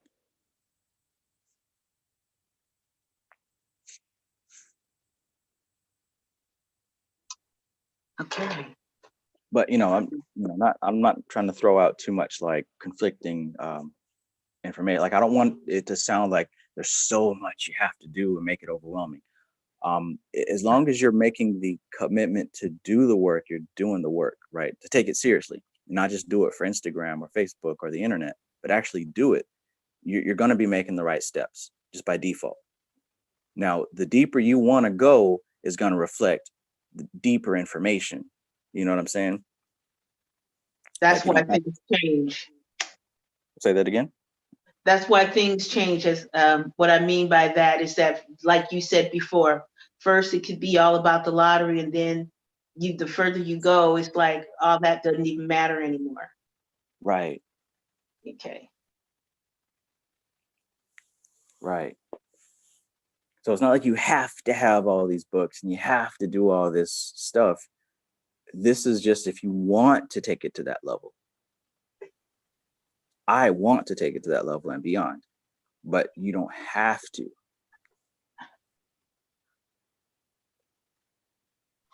Hecate says, I was listening to another guy who practiced Kabbalic magic, and he said a minimum of 8 months for each sphere. If you want to do that, you can. I've heard some people say even longer. I think what's important is that you commit yourself to this study and not necessarily, rushing to finish it or whatever. But that was his path, that's what that person chose. I don't put a time limit on it because I'm not going to stop studying this stuff. So, it just is what it is. But yeah, Hecate also says, and the longer you study, the deeper go the knowledge. Some people take 6 years for the experience. Right. Absolutely. It's going to meet you as deeply as you're going to meet it. Mm-hmm.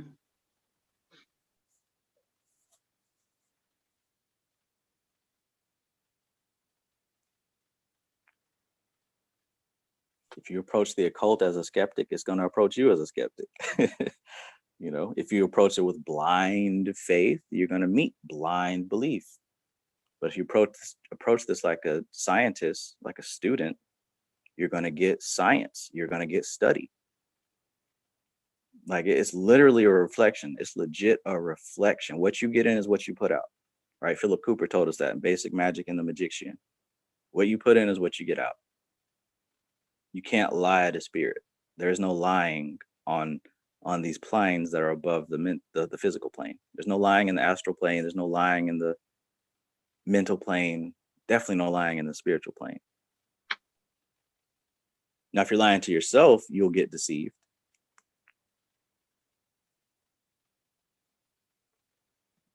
But there's none of this we don't already know, right?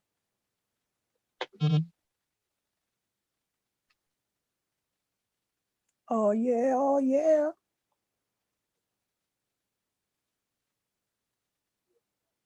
King Yoshi says we going all the way deep, bottom of the well. Absolutely.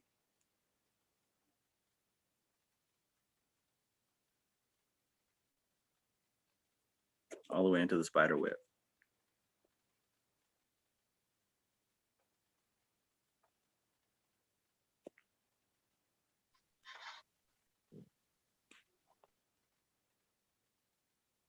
All right, I'm gonna take a short break. I'll be right back. Somebody give me some good questions for when I come back.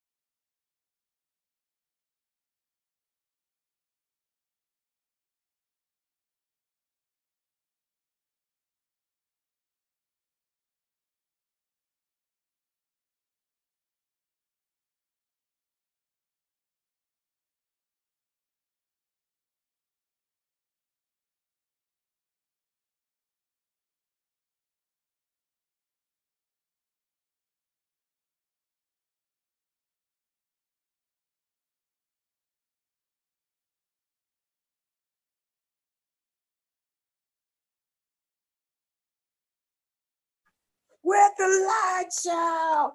That's just dangerous. Here we are now. Entertainers of the stupid and contagious. Here we are now. Hush. Oh, Kurt Cobain, I understand.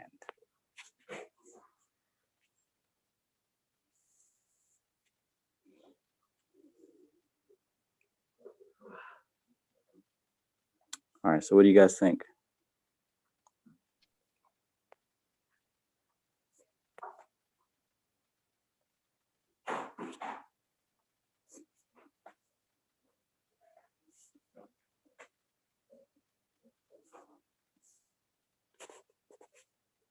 Has anybody had any experience so far with step number 5 or the preceding steps from initiation?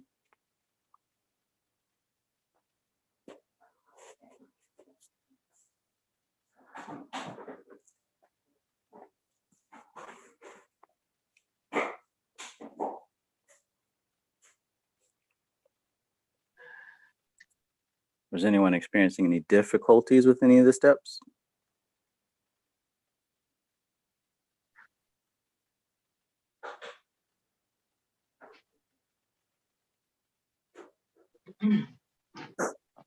Sounds good, I guess.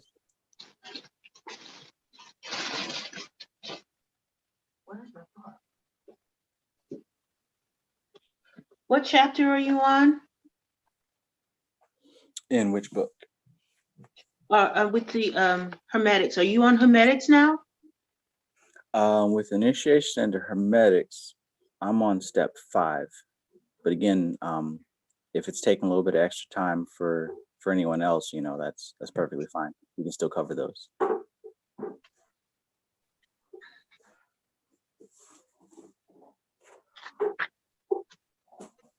It's not my cast.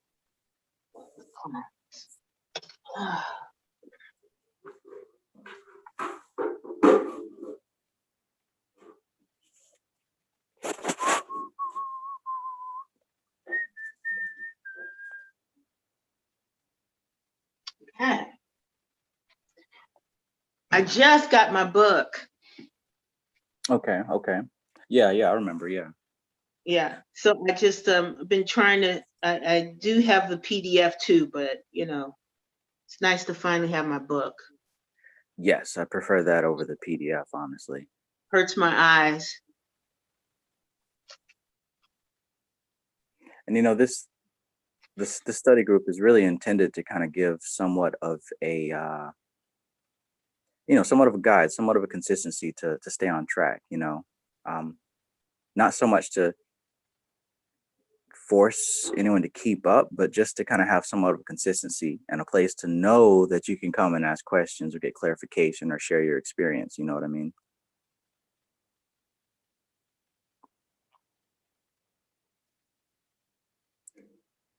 Because there isn't too much information online as far as like, you know, assistance with this. There's a few places, but not as much as say like with Kabbalah.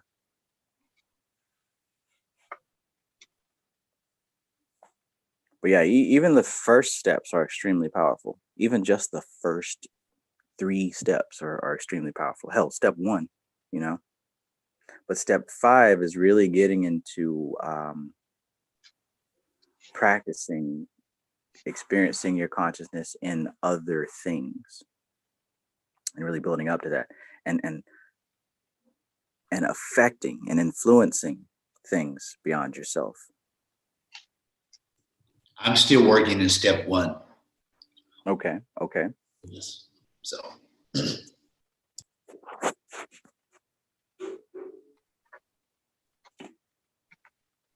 With one of my friends, who's way beyond me, but we did a pour exercise.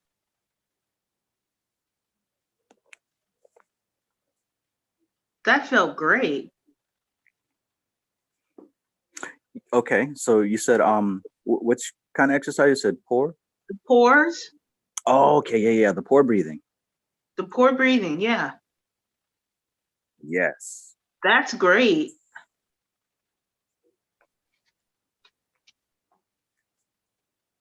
Yeah, the longer you do it, it starts to become somewhat second nature, automatic. And once you get to that point, you can really start to experiment. Yeah, but like I said before, I don't know if you remember, a lot of these things I used to do when I was a little girl, but I didn't know what I was doing. Yeah, yeah.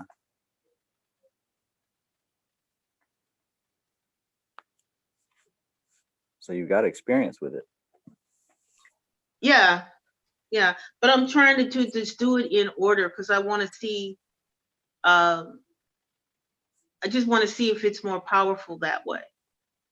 Absolutely. Especially now that I know what I did, before Right, right.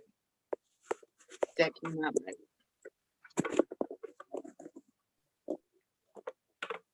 Yeah, yeah. And I like to look at it, like art.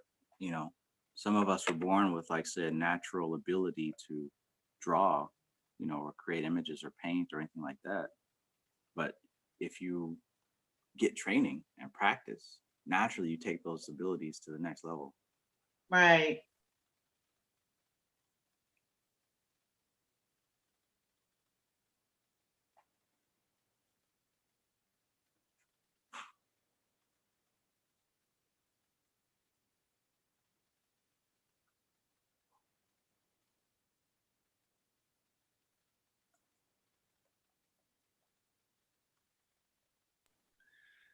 Say, Travis, since I'm not where everyone is at, I just have a question about the paths on the Kabbalah. Does that guide? I'm trying to ask, how do I work on the paths? Okay. As far as how to work on the past, it must be done symbolically. It must be done in meditation. Of course, like with all magic, you would use correspondence in the physical plane, as far as corresponding with a particular color or the Hebrew letter or the symbol or whatever dealing with that particular path. Better yet, with the tarot card associated with the path. One way that I would suggest is by going with one of these books that Isaac brought up, one of those path working books. Both of them that I've mentioned have guided meditation exercises to take you through these paths. I'll be doing some of those later on, but yeah, through visualization and meditation on the symbols associated with the path. Okay. The path working books. Okay. And this is actually one of the more obscure aspects of the occult. This is one of the things that people don't talk much about, either because most people don't do it, or it's one of those things that are still kind of kept, you know what I'm saying, hush hush. But yeah, a major key for them is the tarot cards. The major arcana relate to each one of the paths. Okay, I do have the path working book saved. Okay, all right then, because I've been wondering how am I understand the spheres. I was like, what are the paths? Okay. Which one do you have saved that you're looking at? I have the shiny paths Mm-hmm. and path working. Those two.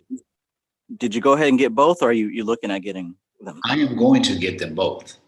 Okay, because one of them I saw was actually specifically for Kabbalah, and the other one was more general towards different cultures and different types of path working, which is relevant, but it wasn't very relevant to Kabbalah at all. Oh, really? Let me go find out which one it was real quick. Okay. If you don't mind, I wasn't here last week, so what books are those? Let me go ahead and grab those. I took them downstairs. Oh, okay.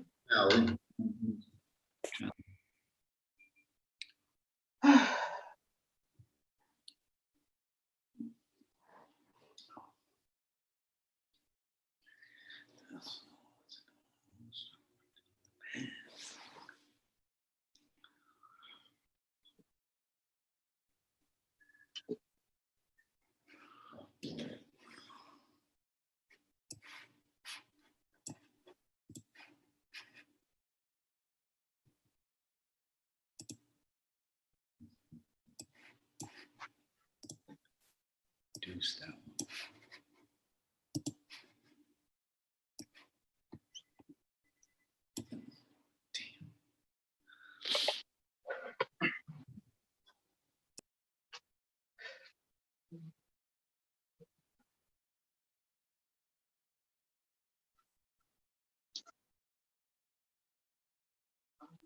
Let's see, the Shining Paths. There's the Ted Andrews. Damn, what was the other one? Shining Path, Pathwork.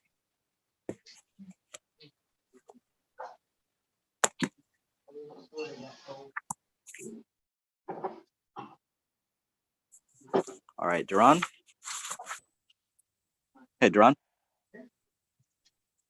Okay, I'm here. The Shining Paths is going to be a great one. That's a great one. That one it's broken down each path step by step. Okay, I do have that one. By Dolores? Yes. Okay. Okay, Shining Path. Mhm. And this is specifically for the Kabbalah? Yes, it's each path. Each chapter is a path. Okay. Ooh. Yeah. Okay. That other one I have, yeah, the Initiate's Book of Path Workings. That's the one that wasn't so specific. The Initiate of the Pathwork? The Initiate's Guide to Path Working. That's the one that I don't really recommend for this. Oh, okay. Okay. All right. Let's Okay. not digress, huh? Okay, so, all right, I'll get that. Good. I feel Well, much you better. seem to like it. What's that? The other gentleman. Say that again? You seem to like it. No, I hadn't read either one. I was just Oh, okay. glad that he gave me a strong point of reference which book to use. Okay, yeah. We're depending on Trev. That's it. Yes. Yes. I'm excited about knowing that. It's Dolores Ashcroft Nowicki, and she's actually a very seasoned occultist. She's made a lot of initiation books.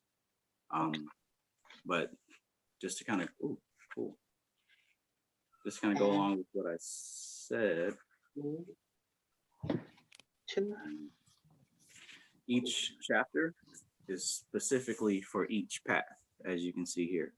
Malkuth Yasad, Malkuth Dahad, Malkuth Natzak, etc., etc.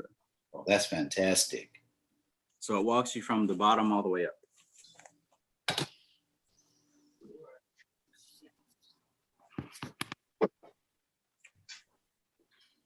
And this is one of those books that kind of, it takes a while to read because you want to give yourself time to do each one of the practices.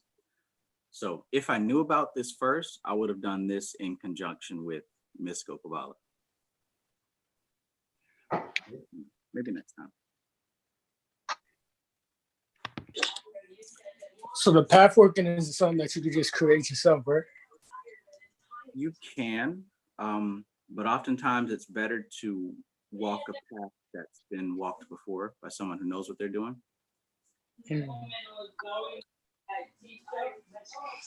If you were to create it yourself, how would you think that would go? Like, you would just visualize a place, a Sephiroth, and then just go with whatever comes to you unconsciously? Yeah, but that's what I mean. Like, without having a good foundation of information on what to expect or what you're doing, that limits the effectiveness of the exercise. Versus, like I said, someone who's actually been in the game for quite a long time, she's put together a few different meditative experiences that is a lot more, that it contains a lot more symbols in relation to these paths. And everything's and all the things that you're getting from going on the paths are coming from symbols. Everything's deriving from the symbols. Right, just like a dream or an imagining. But as we stated also in this chapter about Chesed, the symbols, that's still going on in the realm of illusion, but it's going to take that scientific mind to see beyond the symbols, to understand that what you're actually seeing in these visualizations isn't what's being presented. It's an access point to the actual energy that it's trying to convey. Okay. This has put together quite a few symbols that you can meditate on that's going to give you access to the energies behind those symbols. And if you don't have this book, or you can't afford this book or whatever, that's fine. You can still meditate on the tarot cards that are associated with the past. And the tarot cards are probably, huh? And that's what Dion is presenting to us in this book. How she's saying that each one of the major arcana line up with one of these paths. Well, there's a reason for that. Just like each one of the minor arcana line up with one of the Sephiroth. There's a reason why she's telling us this, because those are access points. There's 4 cards for each of the Sephiroth, which represent the energy as it manifests on the 4 different planes.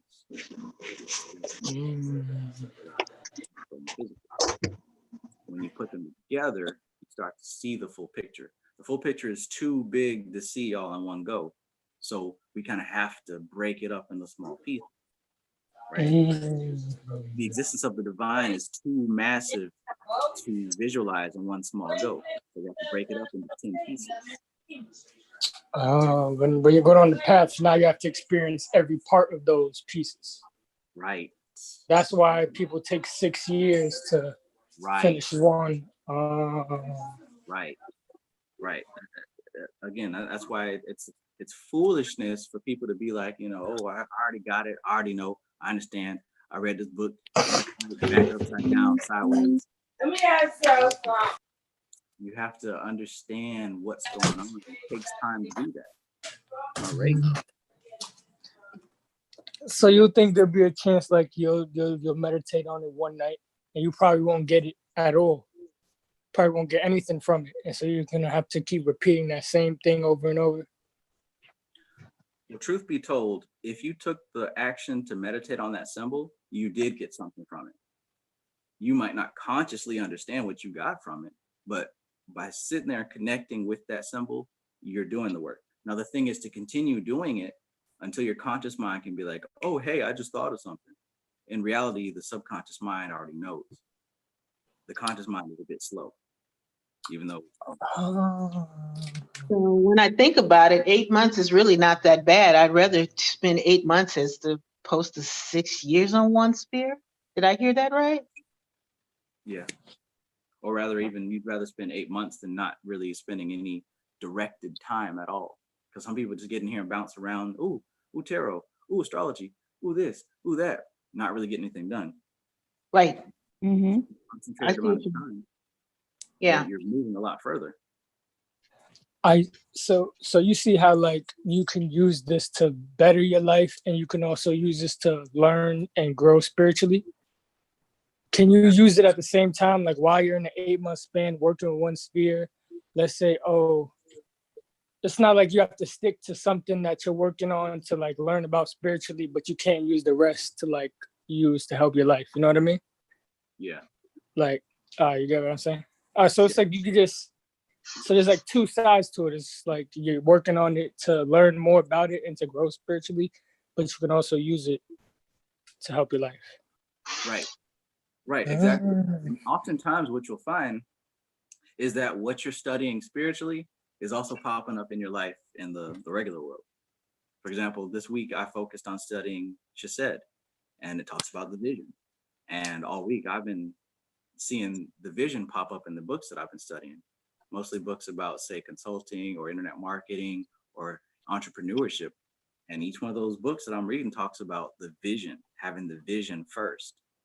Before you actually set out to do your work or put together a plan or any of that, got to have the vision first. And that is Chesed. Now, would I have come across this if I wasn't studying Chesed? Maybe, maybe not. But what I'm saying is you'll find that your spiritual path lines up with your everyday path. That's how you know you're in sync.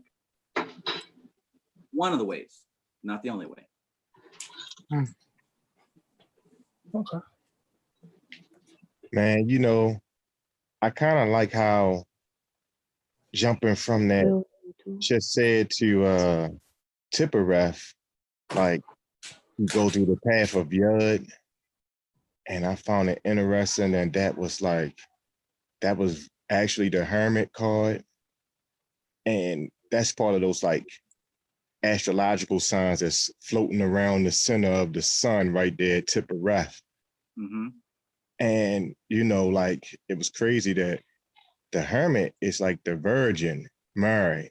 So you got like God, the demigod, I mean the demiurge, then you have Mary, and then you have Jesus right down that line. And it came up to like 10. 4 and 6 was that 10, which was equal to that one Keter, as well as that Malkuth. But I don't know, man. I don't know. Y'all just got to talking about the past, but that was just one thing that jumped out because I've been looking at this one book. Interesting. And it's funny that those things connect. That's one of those experiential things that you only get by getting in the trenches, doing the work, and thinking about it. There's definitely strong symbolism there. What book is that you're looking at, by the way, if you care to share? I still been cross-referencing that Capitalistic Tarot by Robert Wayne. So I'm reading it slow, but like I kind of relate it to whatever chapter we're on that particular week, and just find the paths that circle around it to kind of get those energies. And yeah. Gotcha. Cool. Yeah. So this is new to me. Like I never put the tarot card with it. Even though I had this book in my face all these years, I never put the tarot with it. So that was really cool. Yeah, that thing just it brings the picture to it, like action figures. Hey, quick question. Is there a spirit that could help you with like addiction and stuff? There is. What spirit would that be? What was his name? I did a video on it recently. Well, not recently, but I did a video on it. I could send you the link faster than I can remember the spirit's name.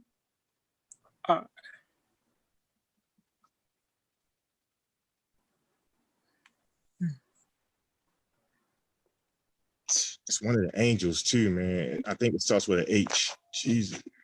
Heshashia? Was that it?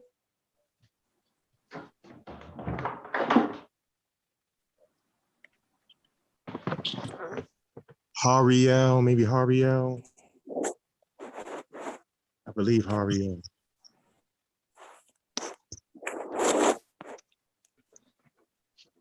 I'm gonna send you a link.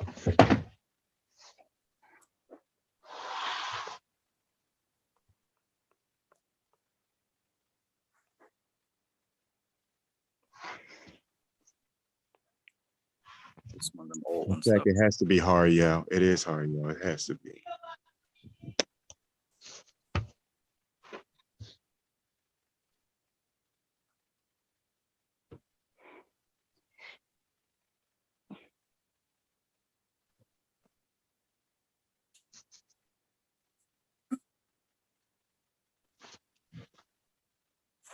All right, KP. Check the chat. I just sent you a link here.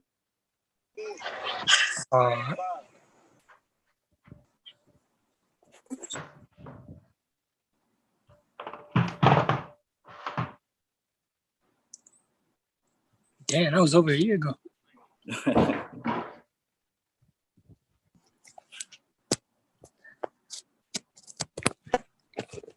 I'll put it in the chat as well.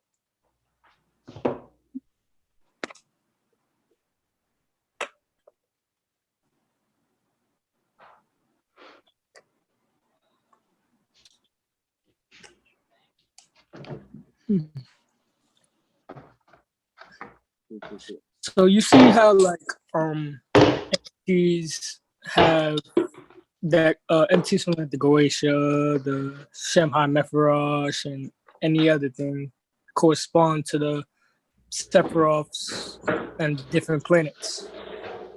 do you think like on your path, working with them, they'll somehow pop into your like your practice working with the Kabbalah? Absolutely. Mm. Matter of fact, this book here employs a lot of the angels that are associated with those exact paths in the sphere. Mm. But I've been doing some side work, not too serious, but knowing that it's going to pop up, I just been kind of capturing the poetic spirits, the astrological associations, and the planet, just to kind of try to get a picture of how they came up with these personalities in relation to the tree. Mm. I'm not really seeing a connection just yet, but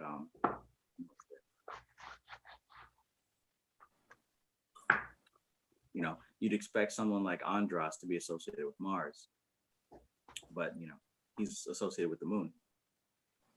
Mm. I'd expect Citri to be related to Venus, but he's associated with Jupiter. Jupiter. Yeah. But thankfully, I got this book here, and it goes a little bit more in depth as far as the correspondences go for the galactic spirits. A little bit of a better view. I just got it, so not too much yet.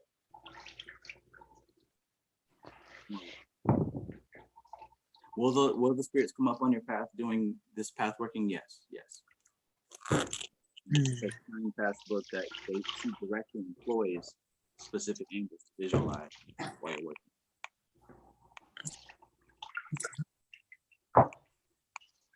Project right and New York right. Sides of the same.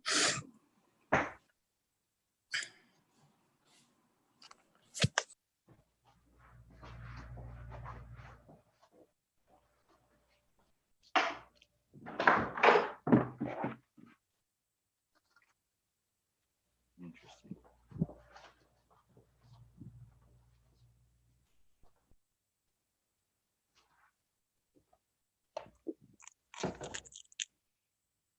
Straight Panther. Let's go.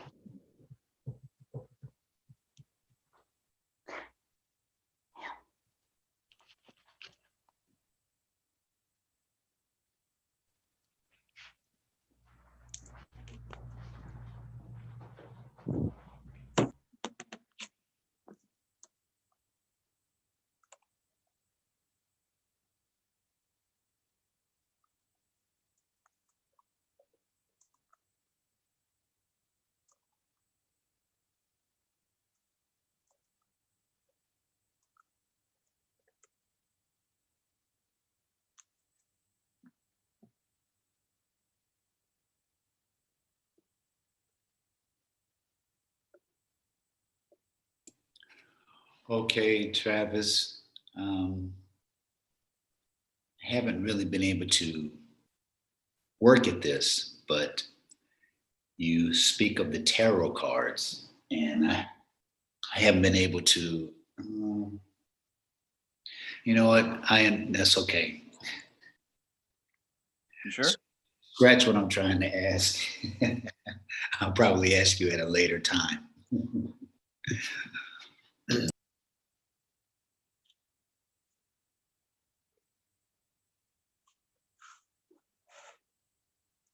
Yeah.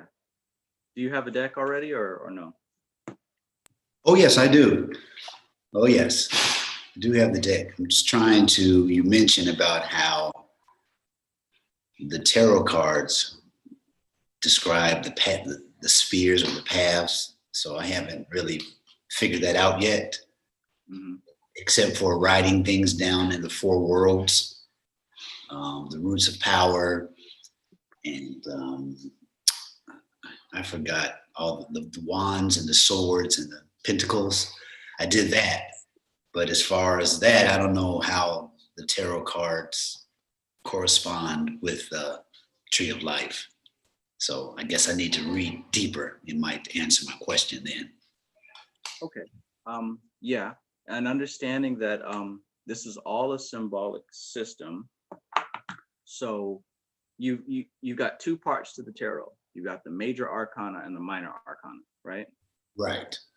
The minor arcana line up with the individual spheres. There's 22 paths in between. Okay. There's also 22 major arcana. So the 22 major arcana, each one of them line up with one of the paths. Oh. So like what we were talking about, this path in between Chesed and Tifereth, that dark path there, that's literally represented by the tarot card, the Hermit. Oh. So by thinking about the energy of that card, of the path, you can start to get a picture of what's going on with the energy that's associated with that path.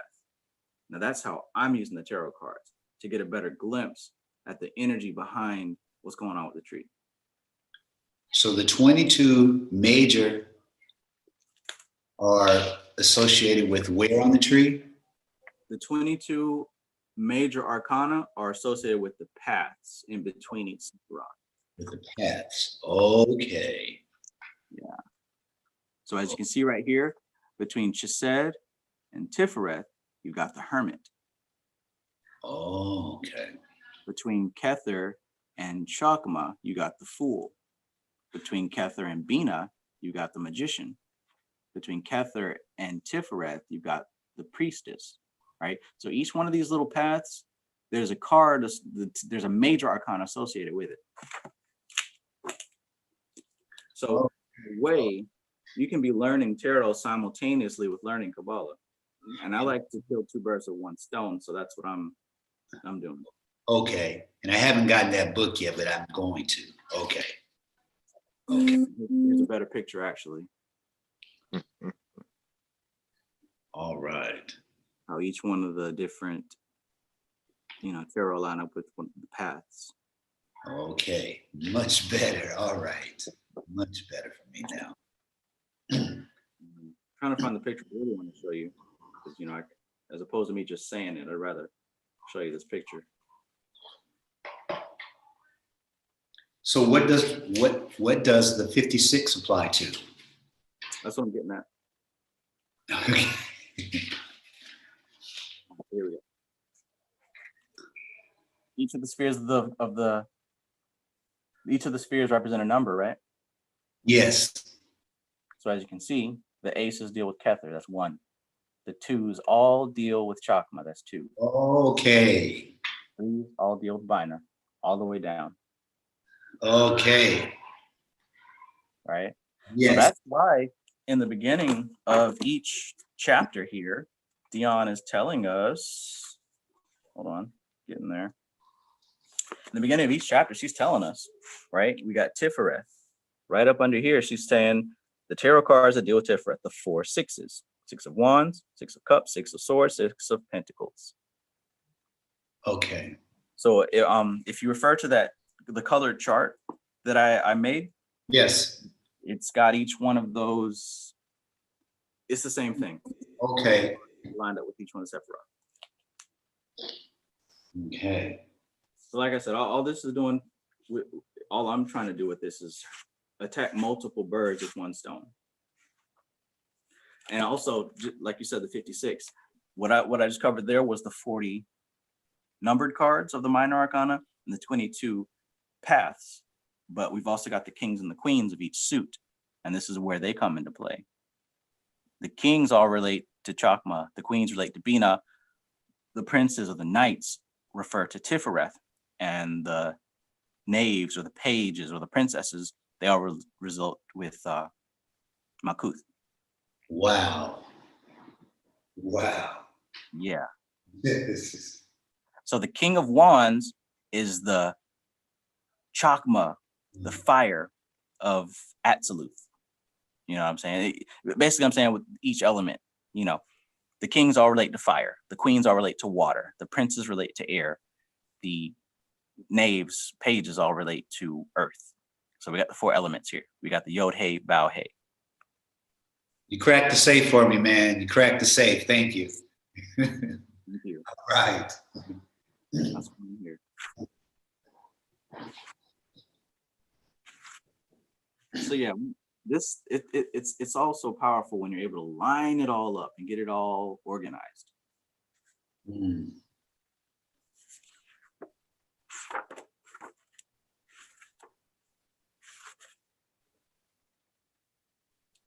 Sale Cyrus says he found the 1983 version. That's when this was originally published. I can't imagine that too much has changed since then, to be honest. This, what I have is the 2019 version. As far as like updates, I don't really see too many updates. But you know, get it how you can get it. The main information is going to be there. I highly doubt anything has changed from 1983 to now, because this stuff's been around for thousands of years. But you know, get the one you can get, my friend. But get it to understand that this holds clarification of the tarot in reference to Kabbalah, right? If that's what you want to learn and understand. I do.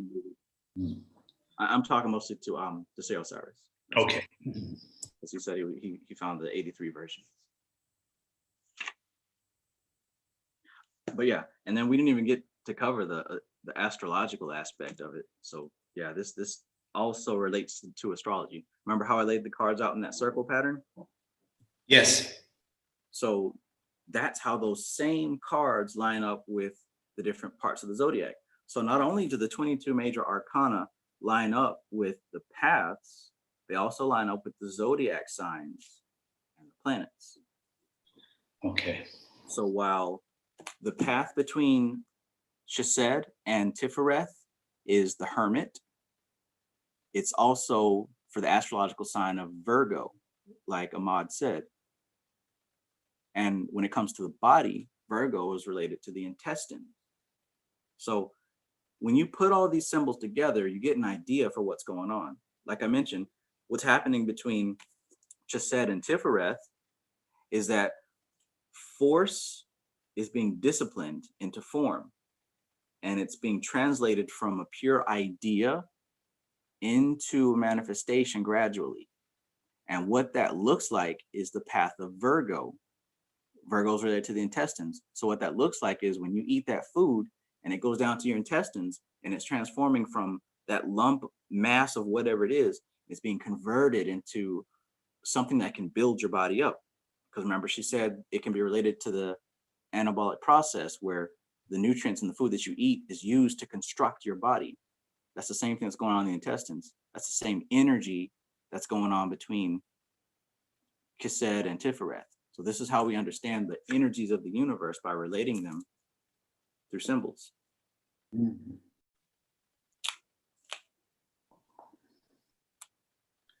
Just trying to put it all together. I don't know. I don't think this is a good analogy, but it's like the universe is the physical body of God, in a sense.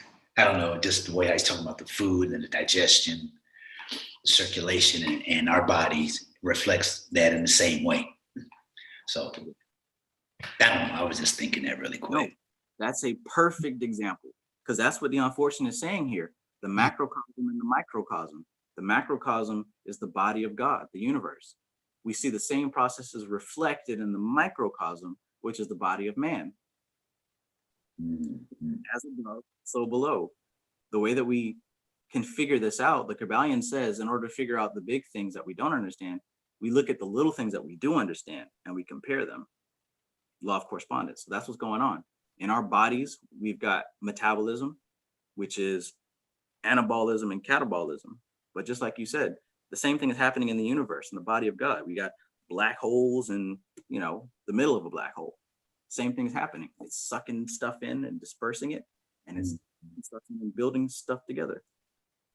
Okay. Universe within a universe. Okay. And if you want to take it deep, it's all the same thing. There's no separation. There is no body of God and body of me. It's all one thing. It's all one thing, just on different sides of the pole.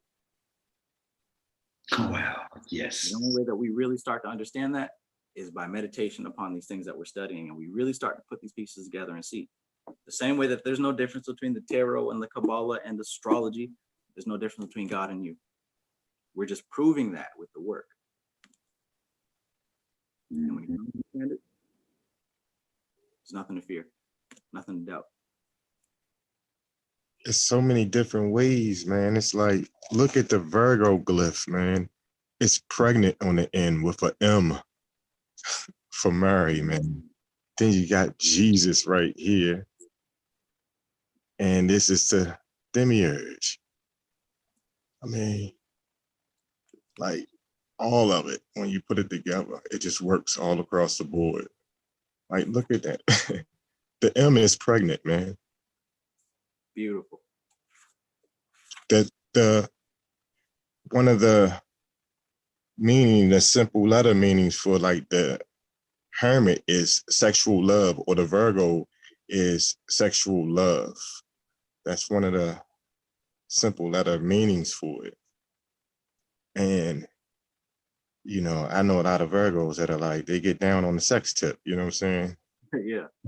But the meaning of the card itself is like, it's self-contained sexual, because we know the Hermit doesn't even have sex with anybody. So yeah, it's the mixing of those forces to shine forth Jesus or Heru on the personality side.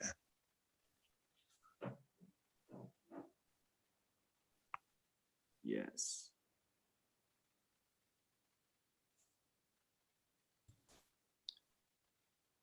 I love it. What book is that you have, Jason? Trav has every book I have open. That's the Capitalistic Tarot. So Okay. yeah, man, it's even good on when we go back to the mystical Kabbalah right here, and it's just like verse 14 on the Chesed, but it talks about when you get to the order of like when you get to that fourth spear, they call it like Ademptus exemptus, basically exempt. You're exempt from like the karmic wheel over here, man. So you're above that karmic wheel. You're not even like dealing with that. And most of the time you're exempt from this physical plane here when you get to that order. So they don't even consider many of them that are here on earth to be of that order, of that name. Right. But that's crazy. And it's kind of crazy, right? Because they have this little dog face figure down here that's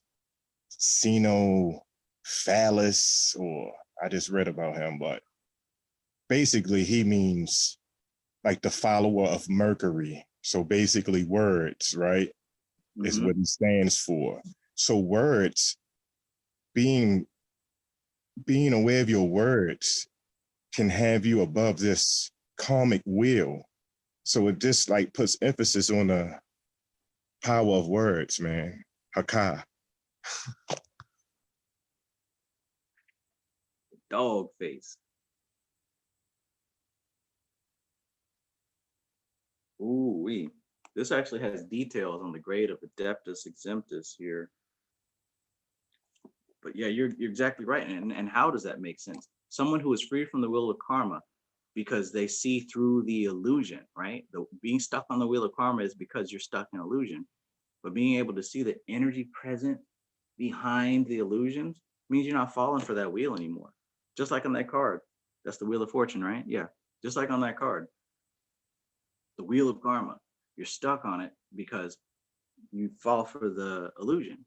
Like what she was talking about. Those who are stuck in the realm of Yesod are just as deep in illusion as somebody that's stuck on the news, on Fox, you know what I'm saying, on Trump or Black Lives Matter or whatever. Tifereth is a little bit better, but not much better at all. You know, it's in the realm of Chesed where you escape that wheel and you see, oh, all of it is illusion. And there's actually energies behind these things. It's never the thing itself. It's always the energy behind it.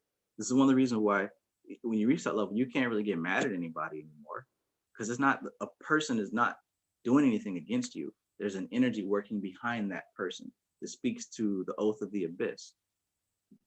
No so-called enemies. There's nobody out here trying to get me or do this or that third. There's an energy working behind that person, because most people don't understand enough of the actions that they're committing to be responsible for them. Does that mean, I don't know, when it's said, I hear you all saying that you look into causes instead of to effects, the energy behind it? Okay. Yes. All right. You know, you might have a whole, you know, let's say, for example, these folks, if you say Black Lives Matter, they say all lives matter, and they get angry, upset about it. There's no reason to get mad at these individuals. They don't even control what they're saying. There's an energy behind them. Just like there's an energy behind everyone that's upset saying Black Lives Matter. And guess what? There's a very similar energy connecting the two of them. That duality is in play. It's a dance. It's not personal. It's not about Black Lives Matter or all lives matter or blue lives matter, none of that. It's that same human dance. Nothing special, nothing new. Mm-hmm. All right.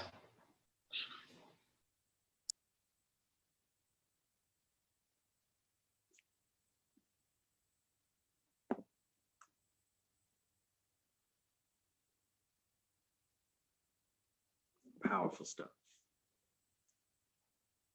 And even further, right? You got these people who are like, oh, Black Lives Matter. Then you got, oh, we shouldn't do Black Lives Matter because look at who's behind Black Lives Matter. Look at, you know, there's a rich Jewish guy or a rich white guy or whatever. They're actually behind it. And they're just siphoning money.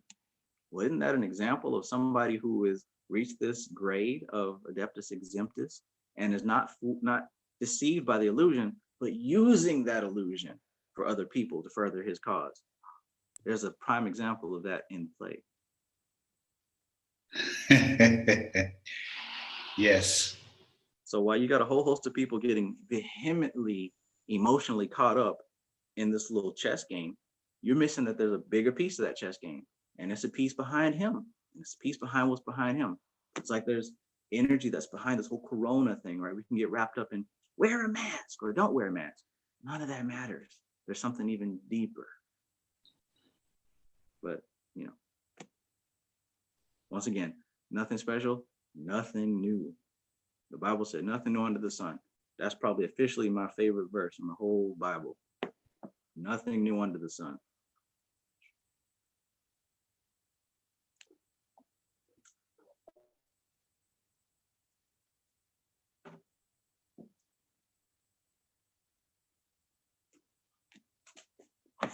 New witches cursing the moon.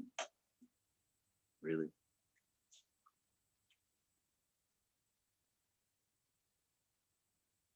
New planet discovered.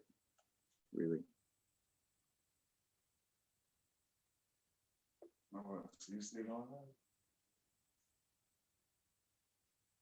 Eli Squidtron, welcome aboard, my friend.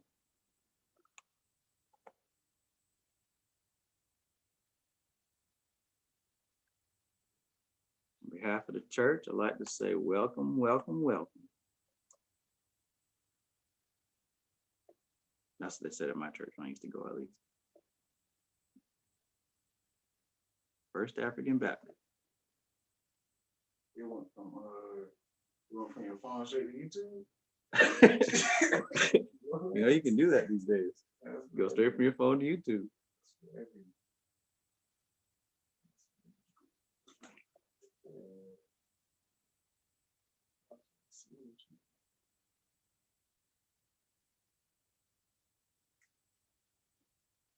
Smooth Shaddai. You straight? You straight? You straight? Way straight.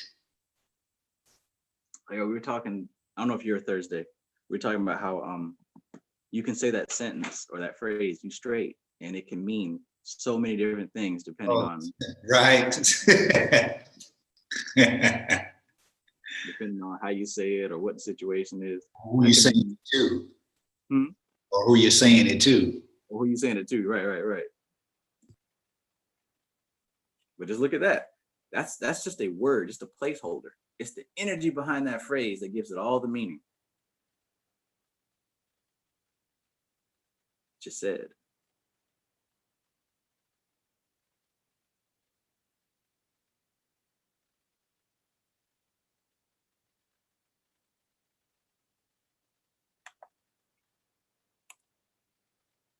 It's what You might want to unmute yourself, man. Unless you weren't talking to me, then that's cool.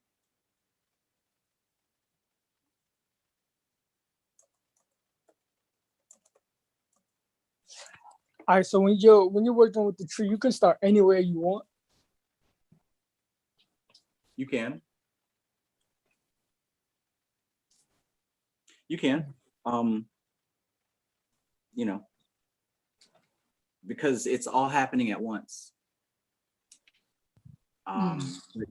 In this book, Mystical Kabbalah, Dion Fortune is giving you clues and keys on how to learn it effectively. No one sphere can really be understood by itself.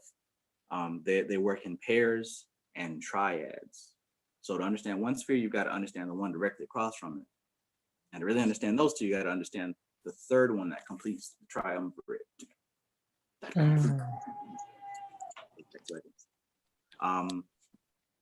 But yeah, to understand Shachma and Bina, to understand Shachma, you got to understand Bina. And to understand the two of them dancing together, you got to understand Kether, right?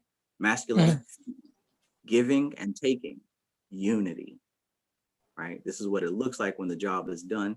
This is what it looks like when it's in motion. This is what it looks like when it's finishing up, right? Same thing with these lower spheres. So yeah, you can start wherever you want. But just some of the keys that Dion Fortune gives in this book helps you to really understand it. And one of those things is to understand them in dualities and in triumvirates. Also, and in the process of creation, you begin at the top and you zigzag to the bottom, but then you have to snake back up, chutes and ladders, right? So it's a continual process of up and down. How long do you think I'll be working on one sphere? For like an hour or two every session? It depends on what you mean by working and what you're trying to achieve.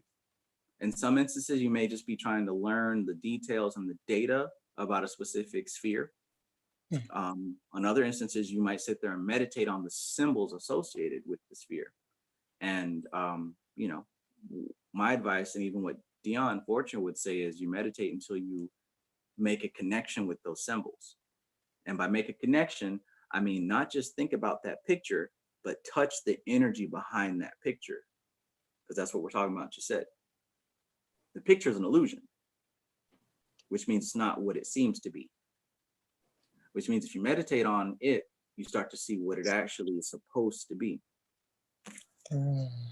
For example, the symbol of Chakma is a bearded man, right? A strong old bearded man, a patriarch of the family, right? The grandpa who, you know what I'm saying, he put in the work, put in the time, he established the family, he got the house, you know what I'm saying, all the family get-togethers, you know, he's sitting at the head of the table. He's got respect. Everybody respects him. He put in the work, you know. That's what you meditate on for Chakma, Hakma. The masculine principle who's already put in the work, who's generated it. You see what I'm saying? Now, the Chesed symbol is a wise king on the throne. So while Hakma might be the original king, his time is not now. He did his work in the past, but the king of today is Chesed. That's the one that's on the throne. And he's the king during peacetime, not at war. So he's the one that's got the whole, he's maintaining the order in the kingdom. Okay. So when you sit there and you think about those symbols in relation to each other, you start to pull out a deeper meaning. And if you notice, that they're in connection. Because remember, I said you learn about them through dualities or triads. So here's the original king, the old man who established it generations ago, and here's the current king. And look at the relation between them. And so Venus will probably be like the queen. No, the queen's gonna be Oh. over here on the female side. So Oh, that's yeah. like the old matriarch, the mother, right? She's the woman of the family. Shit, you know, the old crone. Maybe I don't know too much about celebrities, but in modern time, you got Kanye's ladies, the Jenners or whatever. Aren't they headed by like a matriarch? Maybe a bad example, I don't know. But this is like the queen, the woman of the family who, again, put in the work past generations. This energy is ruled by the king on the throne that's going to war.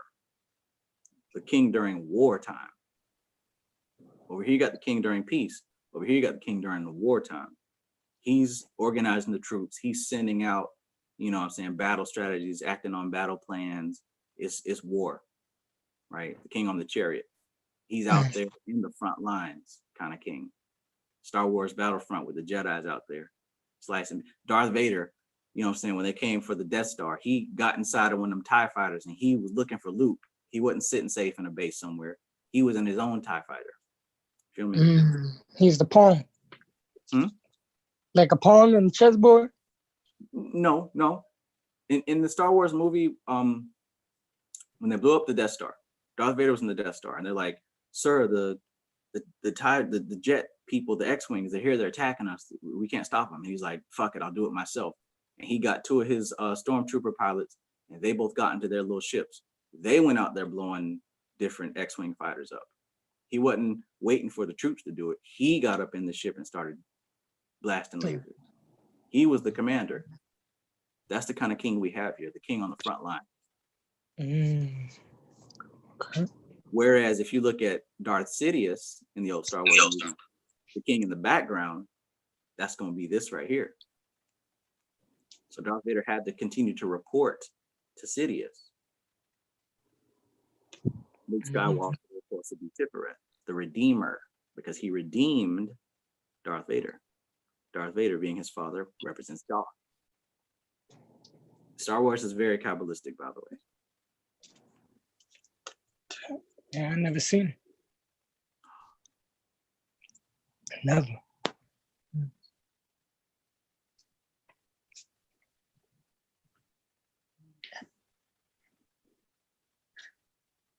So that means the bottom triad is they're all just related to each other. They are all related to each other. And the ones that they're actually connected to, they have influence on and influence with. Okay. Got it.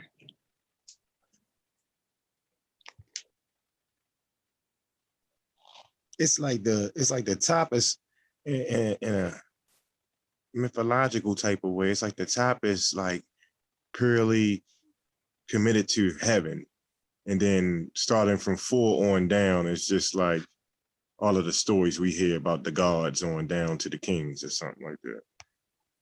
Yeah. And Dion Fortune does go into that, how the stories of the creation myths deal with what's going on here in Chakma.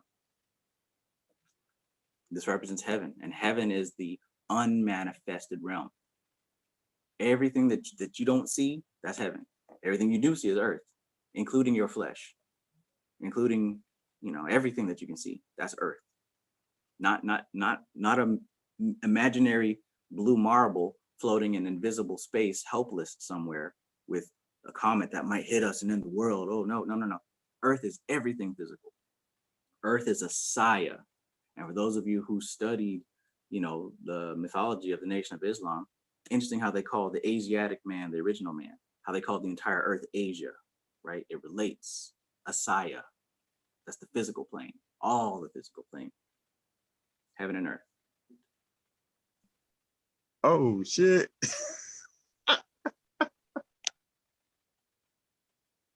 They ain't ready for it though. They ain't ready for it. The Honorable Elijah Muhammad, peace be upon him. Yeah. This is why I was listening today, buddy.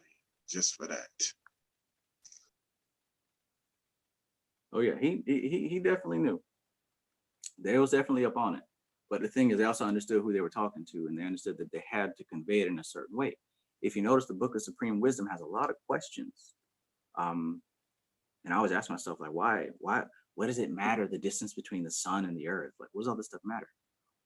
That's not the point. The point is, and you were here when we were talking Thursday, it's about asking the subconscious mind questions. It's not about affirmations. It's asking these questions, because the subconscious mind cannot sit there on a question and not answer it. It must answer it. So the best way to influence that subconscious mind is to ask it questions and leave it alone. So in the book Supreme Wisdom, it asks you a bunch of questions that seemingly don't make sense, but it gets your mind working on the machinery of the universe, on the technicalities of the universe.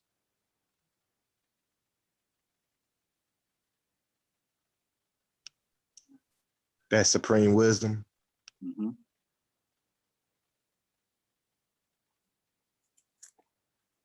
I guess I got to pull it out to prove my receipts.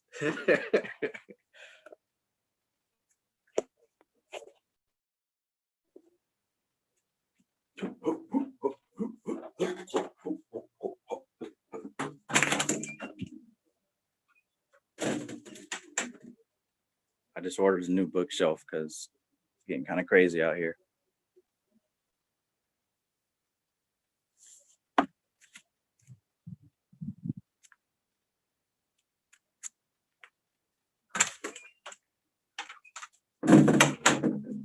Excuse me, that was Master Fard Muhammad, not Elijah Muhammad. Peace be upon him. Elijah Muhammad's teacher. Right.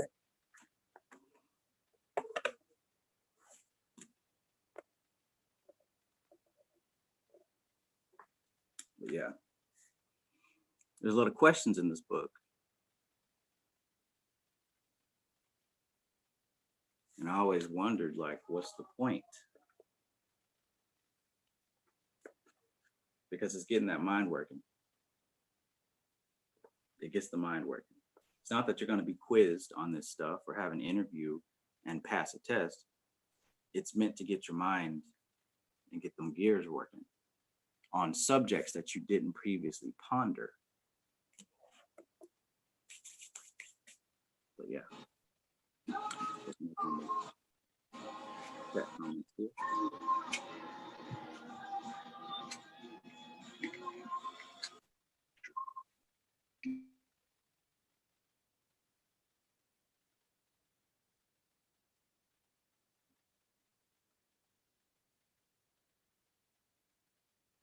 When you're asking yourself questions, how are the answers supposed to appear? Good question.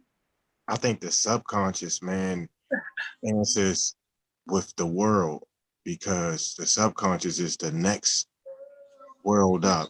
Yes, Raya or something, you know, and the only way that it really, I'm not gonna say the only way, but it can't answer in words. It can only answer in symbols. So it goes out and finds the answers in your life when you're looking for them in yourself. Exactly. And that's the process. Like I said, as above, so below.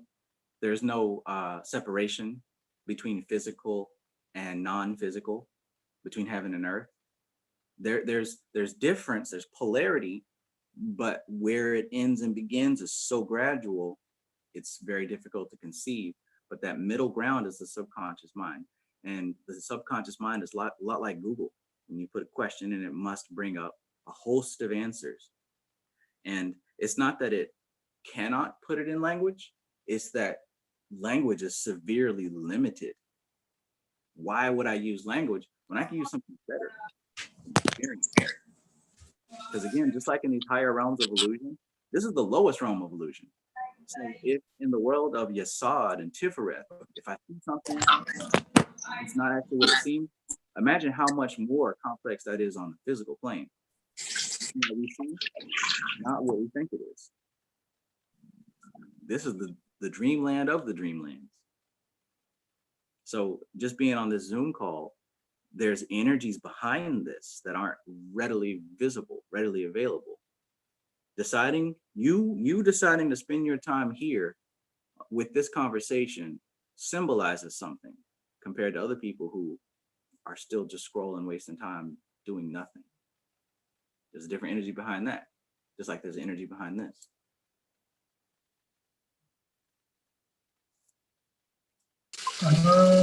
As a result of a question you asked your subconscious mind before, and this is the answer. It's just that I'm unconsciously working towards that answer. You're subconsciously working towards it. Because when you have these coincidences pop up and these mystical, magical experiences, you didn't do that on purpose. You can't even convince yourself you did it on purpose because this stuff just happens like you couldn't have planned it.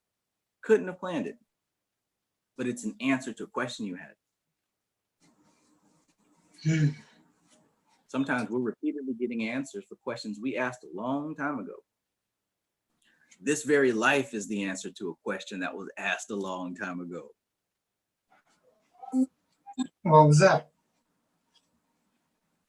What was that? What was that question? Well, maybe that's what your life is about.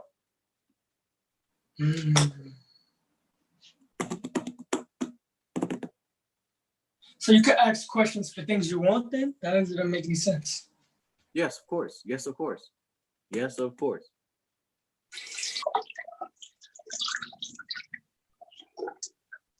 I can say I am wealthy and rich, but have no evidence of such a thing. I may get there or I may not. Or I can ask myself, how is it that I'm wealthy and rich? Why do I deserve wealth? Why do I deserve abundance? How do I achieve abundance? How do I achieve abundance? Right? You're going to find the answer to it. And in finding the answer, you then have the choice of executing. Asking that question, you give yourself an opportunity to provide proof instead of just saying, oh, I'm rich. Oh, I'm rich. Oh, I got everything I need. You can try it, and that works sometimes. But when you ask the question, you get an answer. There's no need to cross your fingers and hope and wish and pray when you have the answer.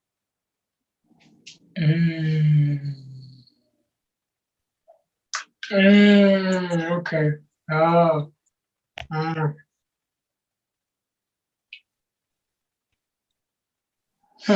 Yeah, that makes more sense. Hell yeah. Because it's like you never really ask yourself those questions. So you just be knowing that you want that stuff, man.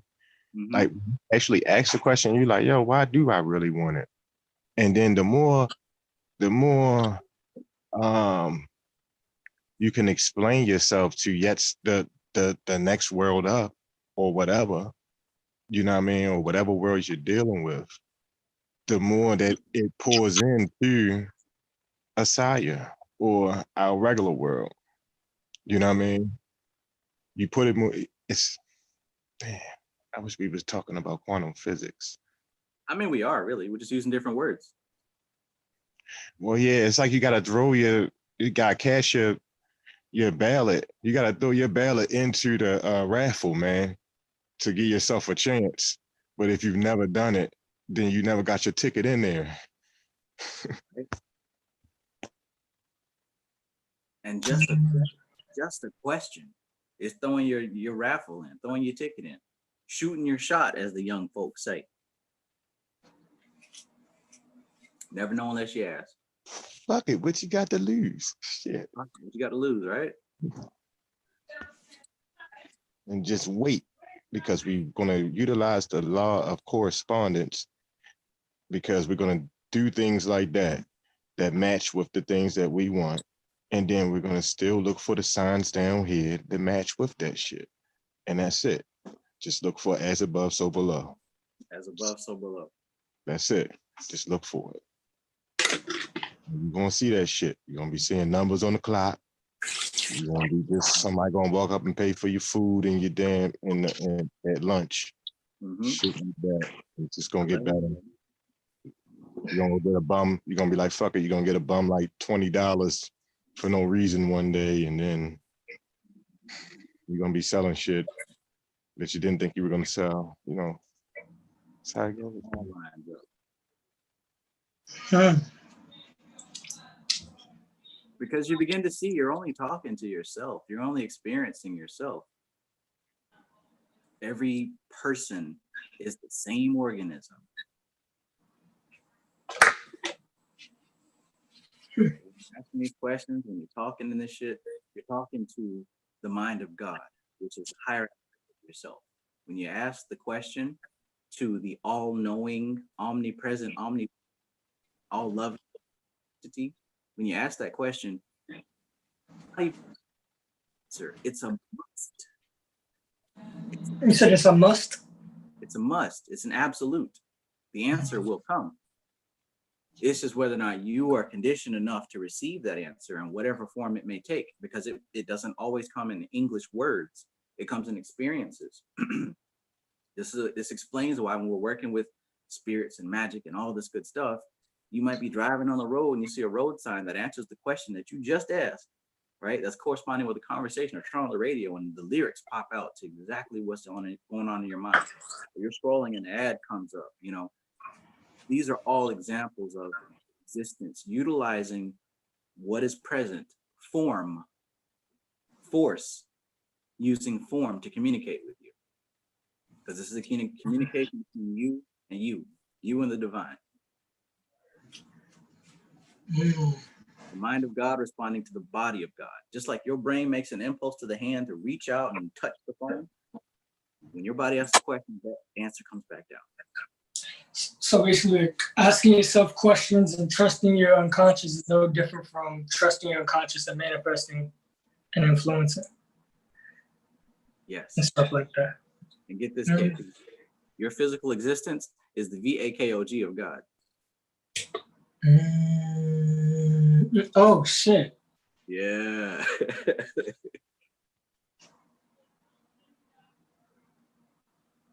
So basically, oh, the VOKG of God. That's different.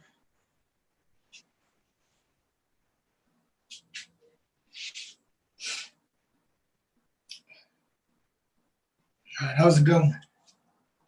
I mean, ultimate reality. What is ultimate reality?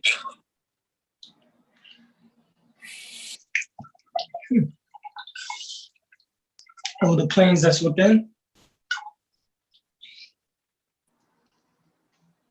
Ooh, somebody in the chat said, develop. He who has ears to hear, let him hear what the Spirit said to the churches. He who has eyes to see, let him hear what the Spirit says to the churches. VAKOG. He who has eyes to see, that's in the Bible. He who has ears to hear. Do y'all get this?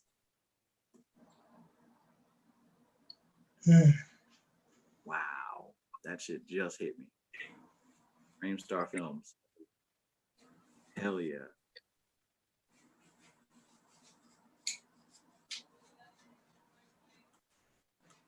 He who has ears to hear. Let him hear what the Spirit saith to the churches. Oh, the churches is supposed to be the masses. In some circles, the churches represent the 7 chakras, or the 7 traditional planets, or the 10 spheres. Excuse me, the 7 spheres. 1, 2, 3, 4, 5, 6, 7. Below the Supreme Triad. And the top triad is supposed to be God. Left brain, right brain, third eye, crown. Yes. Oh. Once again, the VAKOG of God. You got mind and you got body. Even in this very chapter, the unfortunate is talking about how this represents the macro prosopis, the body of God. Malkuth is the bride. This whole thing up here is the king. Notice you got the heart chakra that everything revolves around. You got these spheres all revolving in a circle around it, with Doth being the head. God. Oh man. Shit. Download. It is download time right now. This shit is flowing out.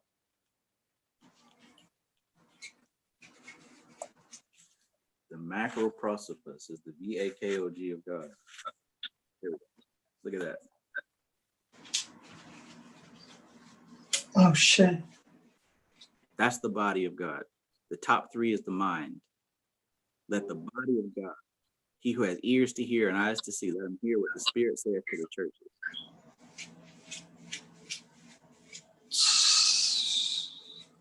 Revelations, the best book of the Bible, if you ask me.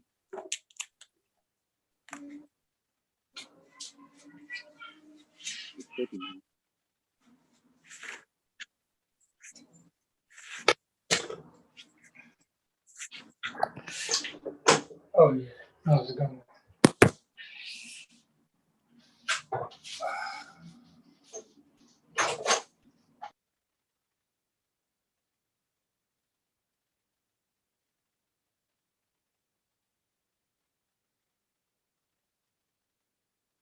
Mobla says, when I wanted to level up, I found Travis's channel. Same.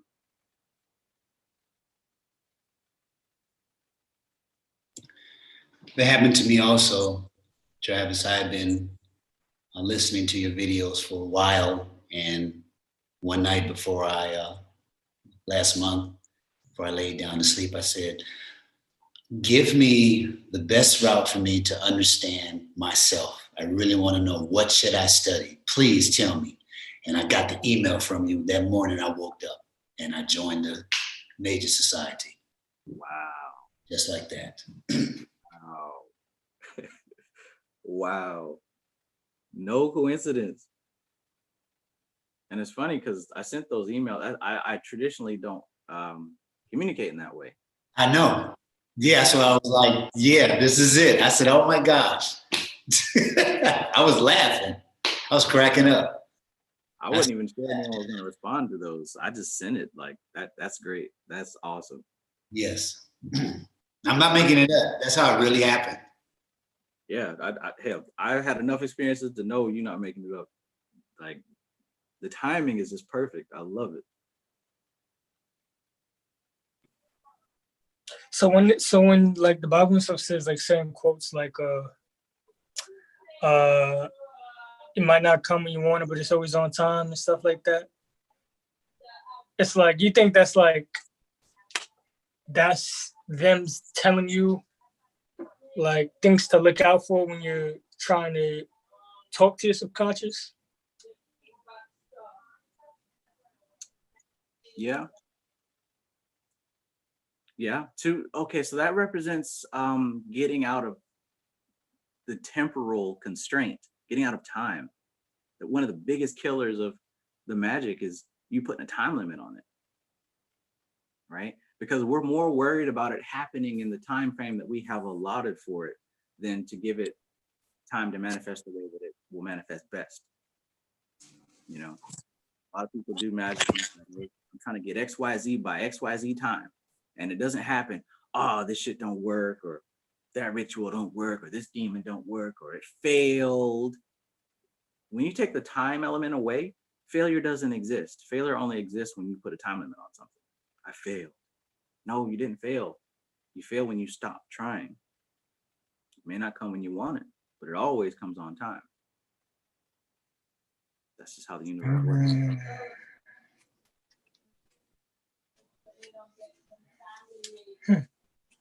Somebody must be eating barbecue. Somebody in the chat is eating barbecue. I know it.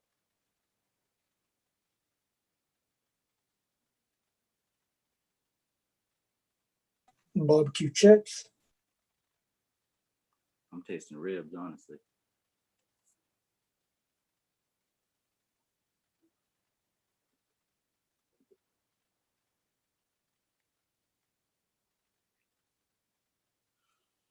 I think I was onto something, but I forgot.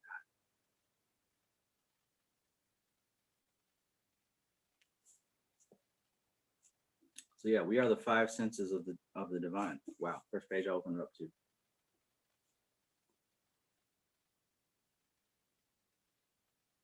Five senses.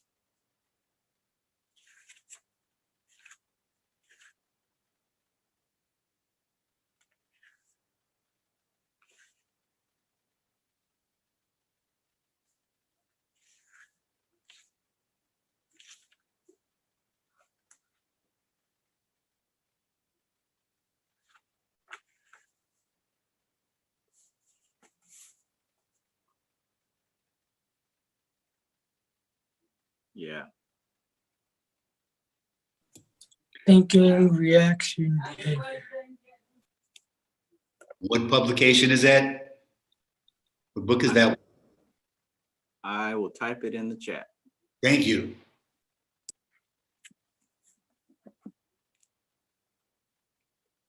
I love this book right now. It's probably my favorite book right now. Adding a lot of clarity where there's a lot of confusion normally.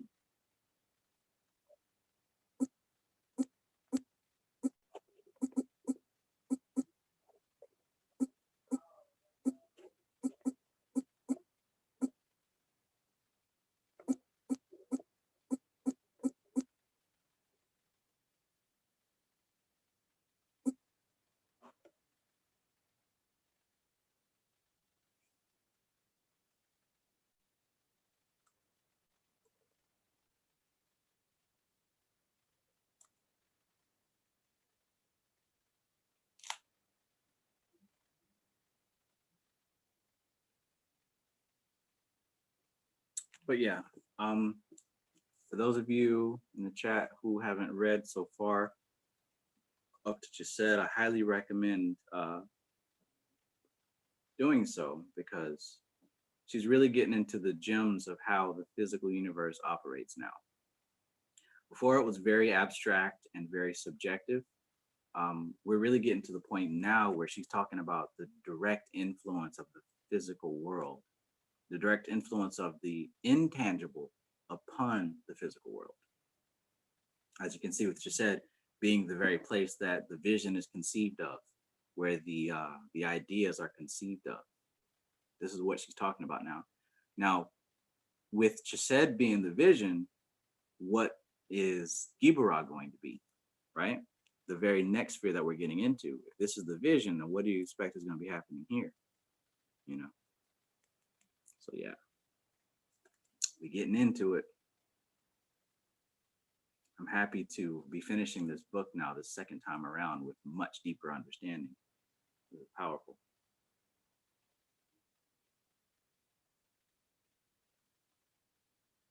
So much information.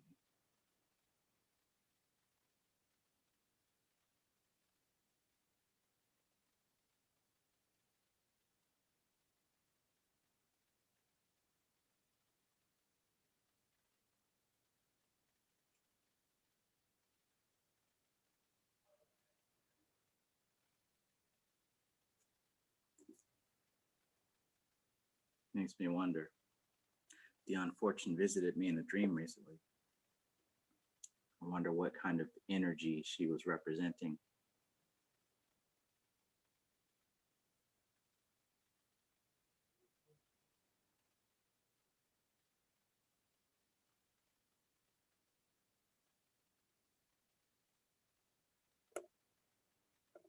Y'all all right?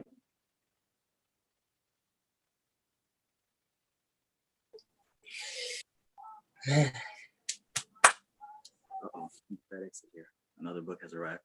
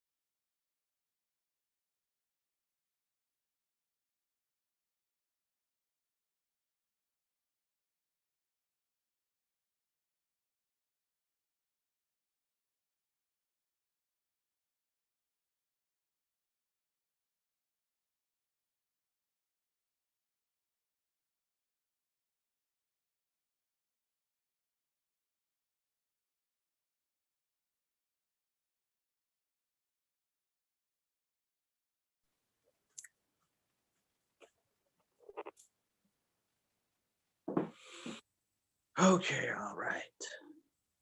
So, yeah, I don't want to waste anybody's time. Like, I sincerely do enjoy talking with you guys about the subject matter. I really do. So, if anybody has any questions, please present them. So, I don't want to hold you up if you don't. I think I'm going to get back to this pile of books in front of me.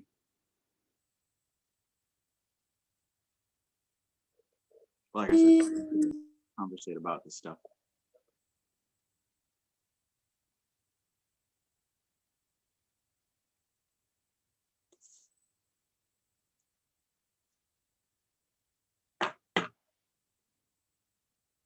I've been working on a new goal of getting 100 pages a day. Kind of challenge. Measured is managed, basically. Not to mention I've got a lot to read, so. Hikate, I think you asked me this question not too long ago about this thing here.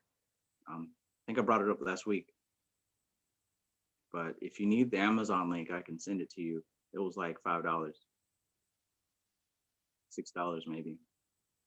Which I just read a page and click. But yeah, if you need the link to this, just hit me up.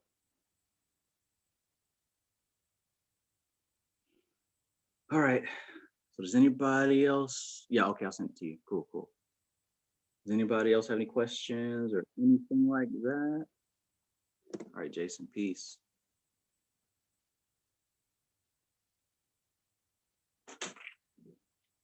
Going once. Amar, yes, we'll connect. I've been reading, but I need more speed. Yeah, it's just like working out or whatever. Just pace yourself. I'm not at 100 pages a day yet, but working on it. I'm finding out what distracts me and what keeps me going slow. Learning about taking notes and stuff like that. It's better to write in shorthand than it is to write verbatim for multiple reasons. For one, if you write shorthand, it's almost symbolic, so the subconscious mind understands it better. I fuck with Jim quick too. He has Yeah, cool. Man. Yeah. Hell yeah. I stayed away from him, and it was mostly ego. I don't need that. But eventually I'm like, you know what? Let me just check this out. He's talking about everything I'm talking about as far as reading and being focused and that and the third. Why not absorb what knowledge is being presented? So I'm glad I got this book. But yeah, him, a lot of the other people that he follows on Instagram and stuff. Before, my ego was preventing me from listening to what they had to say. But if you have the occult understanding, whatever they say, you could kind of view it from that lens, and it helps a lot. Absolutely. The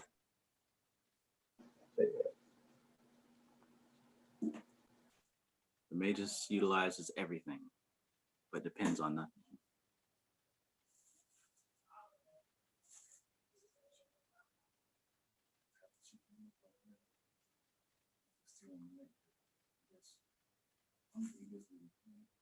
Okay.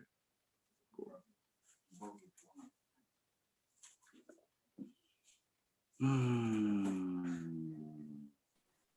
Oh, thank you, Grandma. I appreciate the info, Trav. Appreciate it. Always. Every time. I haven't been reading mystical Kabbalah too much, but I tried out the initiation. I've been trying out the part with initiation hermetics where you look into other people's consciousness. Mm-hmm. I've been doing that for a while now. I don't know why. I've just been doing it to practice many different things. But I do notice also using looking at the other systems that the feelings that you have towards what you're doing changes. I don't know. It's you're more in the experience with it. For example, let's say imagining a girl that's fire. You start to automatically see that without physical touch, you start to get more aroused, and you're just wondering, how is that so possible? What else can you do then? Control your body without physically seeing anything from the outside. So that's what I've noticed from that. But I'm just having a hard time staying awake and trying to use that with astral projection. I don't know. I've been trying for so long. It's like sometimes it feels like I don't even know if I'm even astral projecting. If I'm just visualizing me in my room for the longest time. You know what I mean? Mm-hmm. So I'm just asking, how do you know when you're actually there? Like sometimes it feels like I'm just taking a glimpse of my room, my house, and my area where I live. And I think, oh yeah, that's astral projection right there. Is it that easy? Like right there? Like when you're able to see your whole entire neighborhood? Or am I missing something? I'm not there yet. All right. It's hard to tell. It can be. It can be. Like when there's a fine line. And to be honest, the little system that Ophiel describes, it's a gradual transition from conscious daydreaming to actual projection. It's supposed to be a gradual line because you are training yourself to cross the barrier of Laya. Normally, most people don't cross that barrier. They fall asleep and then they're dreaming or, whatever.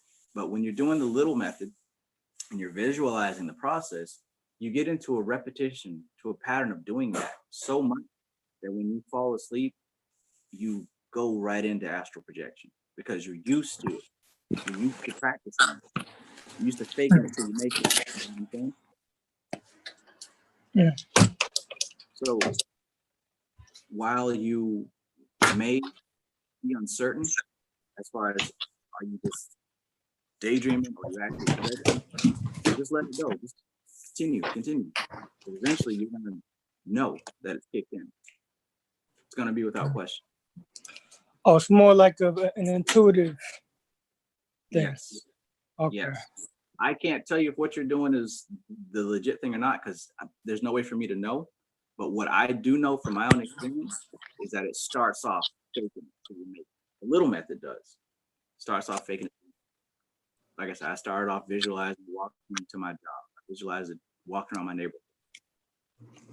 Even it would be at the point where I would go out of my house at like 3 a.m. and walk around the neighborhood, walk around the city, right? Just to symbolically put that into my subconscious mind. And eventually I'm in a dream doing the same thing and I'm able to navigate because I'm so familiar. It's almost as if I've built the syntax in my head. It's almost like as if I've constructed where I want to practice my astral projection. Because this is all about practice and getting better at it over time. Very rarely do we just jump into this full, Jumanji movie. Because what I've also found, at least for me, is that if I become too lucid too quickly, I snap out of the dream. I wake up. So a lot of this is gradual. Okay. I bet. I see. Yeah, I see what I'm fucking up at. Thanks. Appreciate that. Thank you. Appreciate it.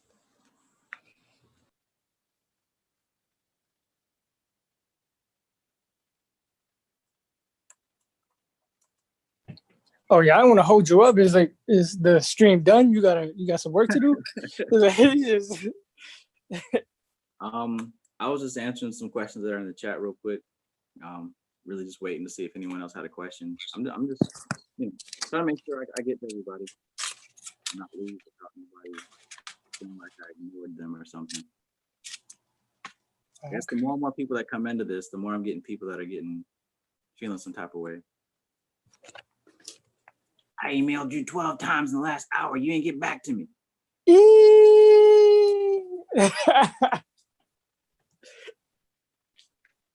It'd be like that. It'd be like that. People want to get their answers answered. Yeah. Wait, but all right. So you see how we talked about the questions in the unconscious mind. Mhm. So now that I know that, it's like, is there a limit to what questions you can ask? Is Because there? if that's the case, then I don't have to ask too many external questions. Because I noticed that. Right.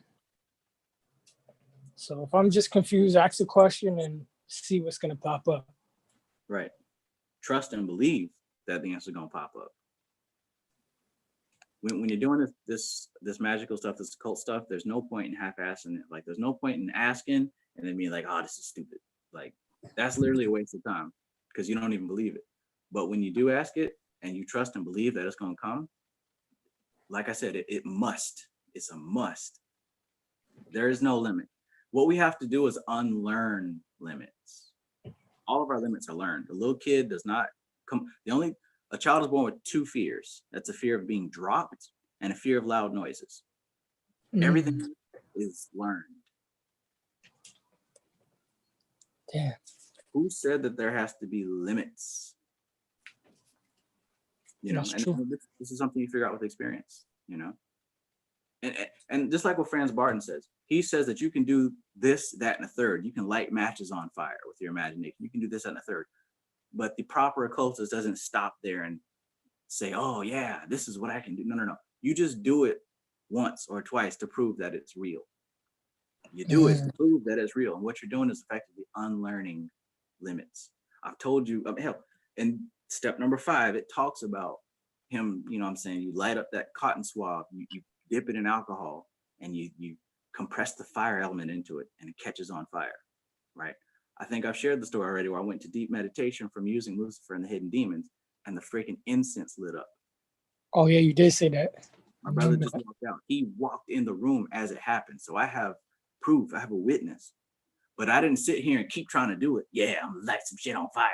No, that was enough to convince me, whoa, this shit is real. Let's keep going and see how far we can take this. That's the point. It's not to sit here and become David Blaine or these stage magicians. You convince yourself that this shit works and you keep it moving. Keep trying new shit. Right. You create unicorn constellations and keep it moving. You don't sit there and stop. You keep reaching for how far can we push this thing? Like what limit is there? What am I limited to? Right? Start to understand that the human computer has an operating system that can be tweaked, that there are ways to communicate with other people with or without them understanding consciously. Mm-hmm. There's a way of giving messages and receiving answers without the other person doing anything. It goes so deep. But I can tell you this and it will sound just, ooh, that's cool. Oh, wow, Travis, no.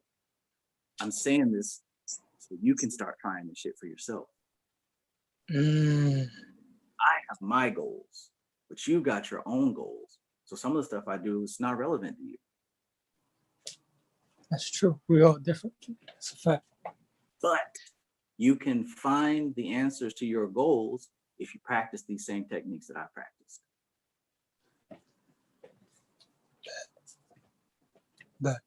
And take the time to sit down and read. That's one thing I gotta do. Yeah. Yeah. And balance. I would hate to make someone think that the only way to get here is if you sit here and read 1 million books all damn day. I do that because I want to do it. Nobody else has to do this. I'm not gonna say this is the way you got to sit and read all these books. No. But please take the time to study. You know what I'm saying? You don't have to be 100 pages a day. It don't have to be 50 freaking books. Read a book. Read something. Study something.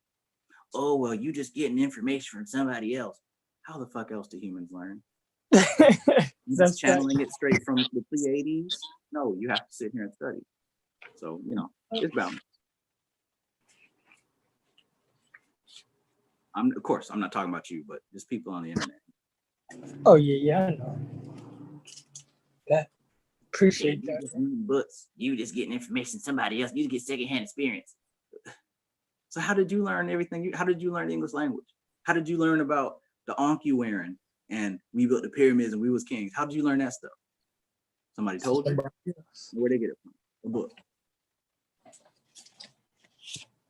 Brother, the white man, who told you this? How do you know this stuff? Humans. Right. I speak the facts. Oh, so basically, like when it comes to using all these processes, from every other thing we're learning and studying, it comes from quieting your conscious mind so you can speak to your subconscious mind, right? Yeah. So when it comes to quieting your conscious mind, two questions about that is, one, how do you know when your conscious mind is very quieted down? And also, since your conscious mind is quieting down, usually you feel as if now it's unprotected. Should you just not even worry about that? Or should you just trust again that nothing is coming in to harm you? Okay, so to worry and think about like protection and stuff like that is to imply that there's a threat to your safety or whatever. Mhm. But like I said, I've come to discover that there's a way to communicate with people with or without their consent. Meaning, if I have discovered a way to transmit information with or without your agreement, there are other people who know how to do that. There are people who have the money to build television stations and broadcasting networks to consistently transmit images to people who have no protection against it. So if that was a fear, this thing is already happening and has happened to you, right? Mhm. But what I've come to understand is that I've got so much confidence, trust, and faith in the power of my subconscious mind, in my higher self, in the Most High, right? And what absolute, that I know that everything that's coming to me is in my favor, is for me, to build me up, to follow the path. There's nothing to protect me from, nothing to worry about, no one to fight against. It's just you and your mind at the end of the day. Right. This is between me and my evolution. And if my body dies, oh no, I'm dead. No, the process continues. I'm still learning. I'm still growing. There's still a conversation between me and the Most High. And if my symbolic physical death happens, it was for a reason, right? It was supposed to be. Like, there's no point to sit here and cling to fear. Oh, they're gonna get me and they're gonna do this to me. So what happens after that's done? Then what? Are you stuck there and traumatized and, oh, look what they did to me? No. So anyways, to get back to the point, I wouldn't worry so much about that because it's not just you and your conscious mind. Your subconscious mind exists. It's already prepared. It's already got this shit figured out. It already knows. Subconscious mind, that's your connection to God, the Most High. It's got everything in order already. It's not trying to figure shit out. You trying to figure shit out, but your subconscious mind already knows. And the person that's trying to figure it out is the conscious mind. Yes. Okay. You're trying to get the two balanced. The conscious mind doesn't know. It's the child. The subconscious mind, we've been here, done that, ready to go. It's the chakma. Yeah. Uh-huh. Yeah. And you were talking about communication. What did you say? When you clear out the noise, right? It's kind of like what the picture I showed earlier. When two people are trying to deliver a message, but there's a lot of noise that gets in the way. When you clear that noise, the message is able to be received a lot clearer. Oh shit. Clearing the noise, it's a lot of that internal chatter. It's a lot of assumptions, fears, doubts. You think you got it all figured out. They say you can't teach someone with a full cup. That's because they got a lot of noise in their head. If you think you already know about Kabbalah and the clip off and the demiurge, nothing I say is going to penetrate because you already have your fixed notions about it. Even I don't even think that way. When it comes to information, I have a grasp on it, but I'm ready to trade what I think I understand for a better understanding. That's how you grow. It's not about the information. You utilize what works. Is it useful? Is it appropriate? That's the criteria, right? So you're not going to find me debating or fighting with anybody. If you've got something that resonates with me and it checks out, let's go with it. Let me test it out and see if it checks out. And I'll throw it out to the old. But you know, one way to get stuck is to think you already know and not be open to learn. No shit. Yeah. Yeah. That's what they say. That's what they mean when they say that we're eternal students, we're master students. It doesn't mean, you know what I'm saying, let some dumbass get his ego off by trying to tell you that he knows something. No, being an eternal student means you are open to truth, and no matter what flavor it arrives in. And you're always going to be learning too. So we're always going to be students. That's facts. Yeah. And it's fun. It's fun. To me, it is, at least.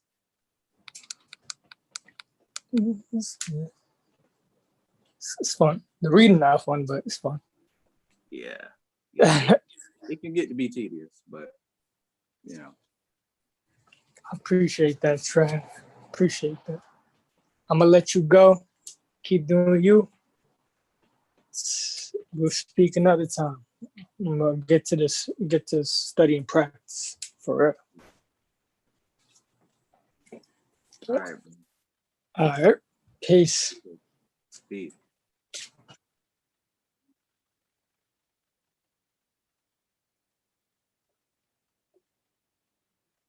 Goodness gracious. All right, everybody in the chat. I hope y'all learned something. I hope that you're able to walk away from this conversation fulfilled, you know what I'm saying, with something to work with, something to chew on, something to utilize, something to practice, something to read, study. I really hope you do, because otherwise I don't even know what the point is, right? But yeah, I appreciate you guys. I really do. This is a lot of fun for me, and I really hope to have helped clarify some things for you or whatever. But yeah, I'm gonna get back to this big ass pile of books in front of me. It's just cause that's what I like to do. Mobla says, always learn something every day. Gives me confidence I'm on the right path. Right, me too. I can't go to bed if I didn't learn something. You know what I'm saying? I will stay up all night digging.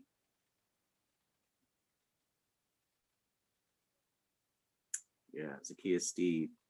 Peace, bro.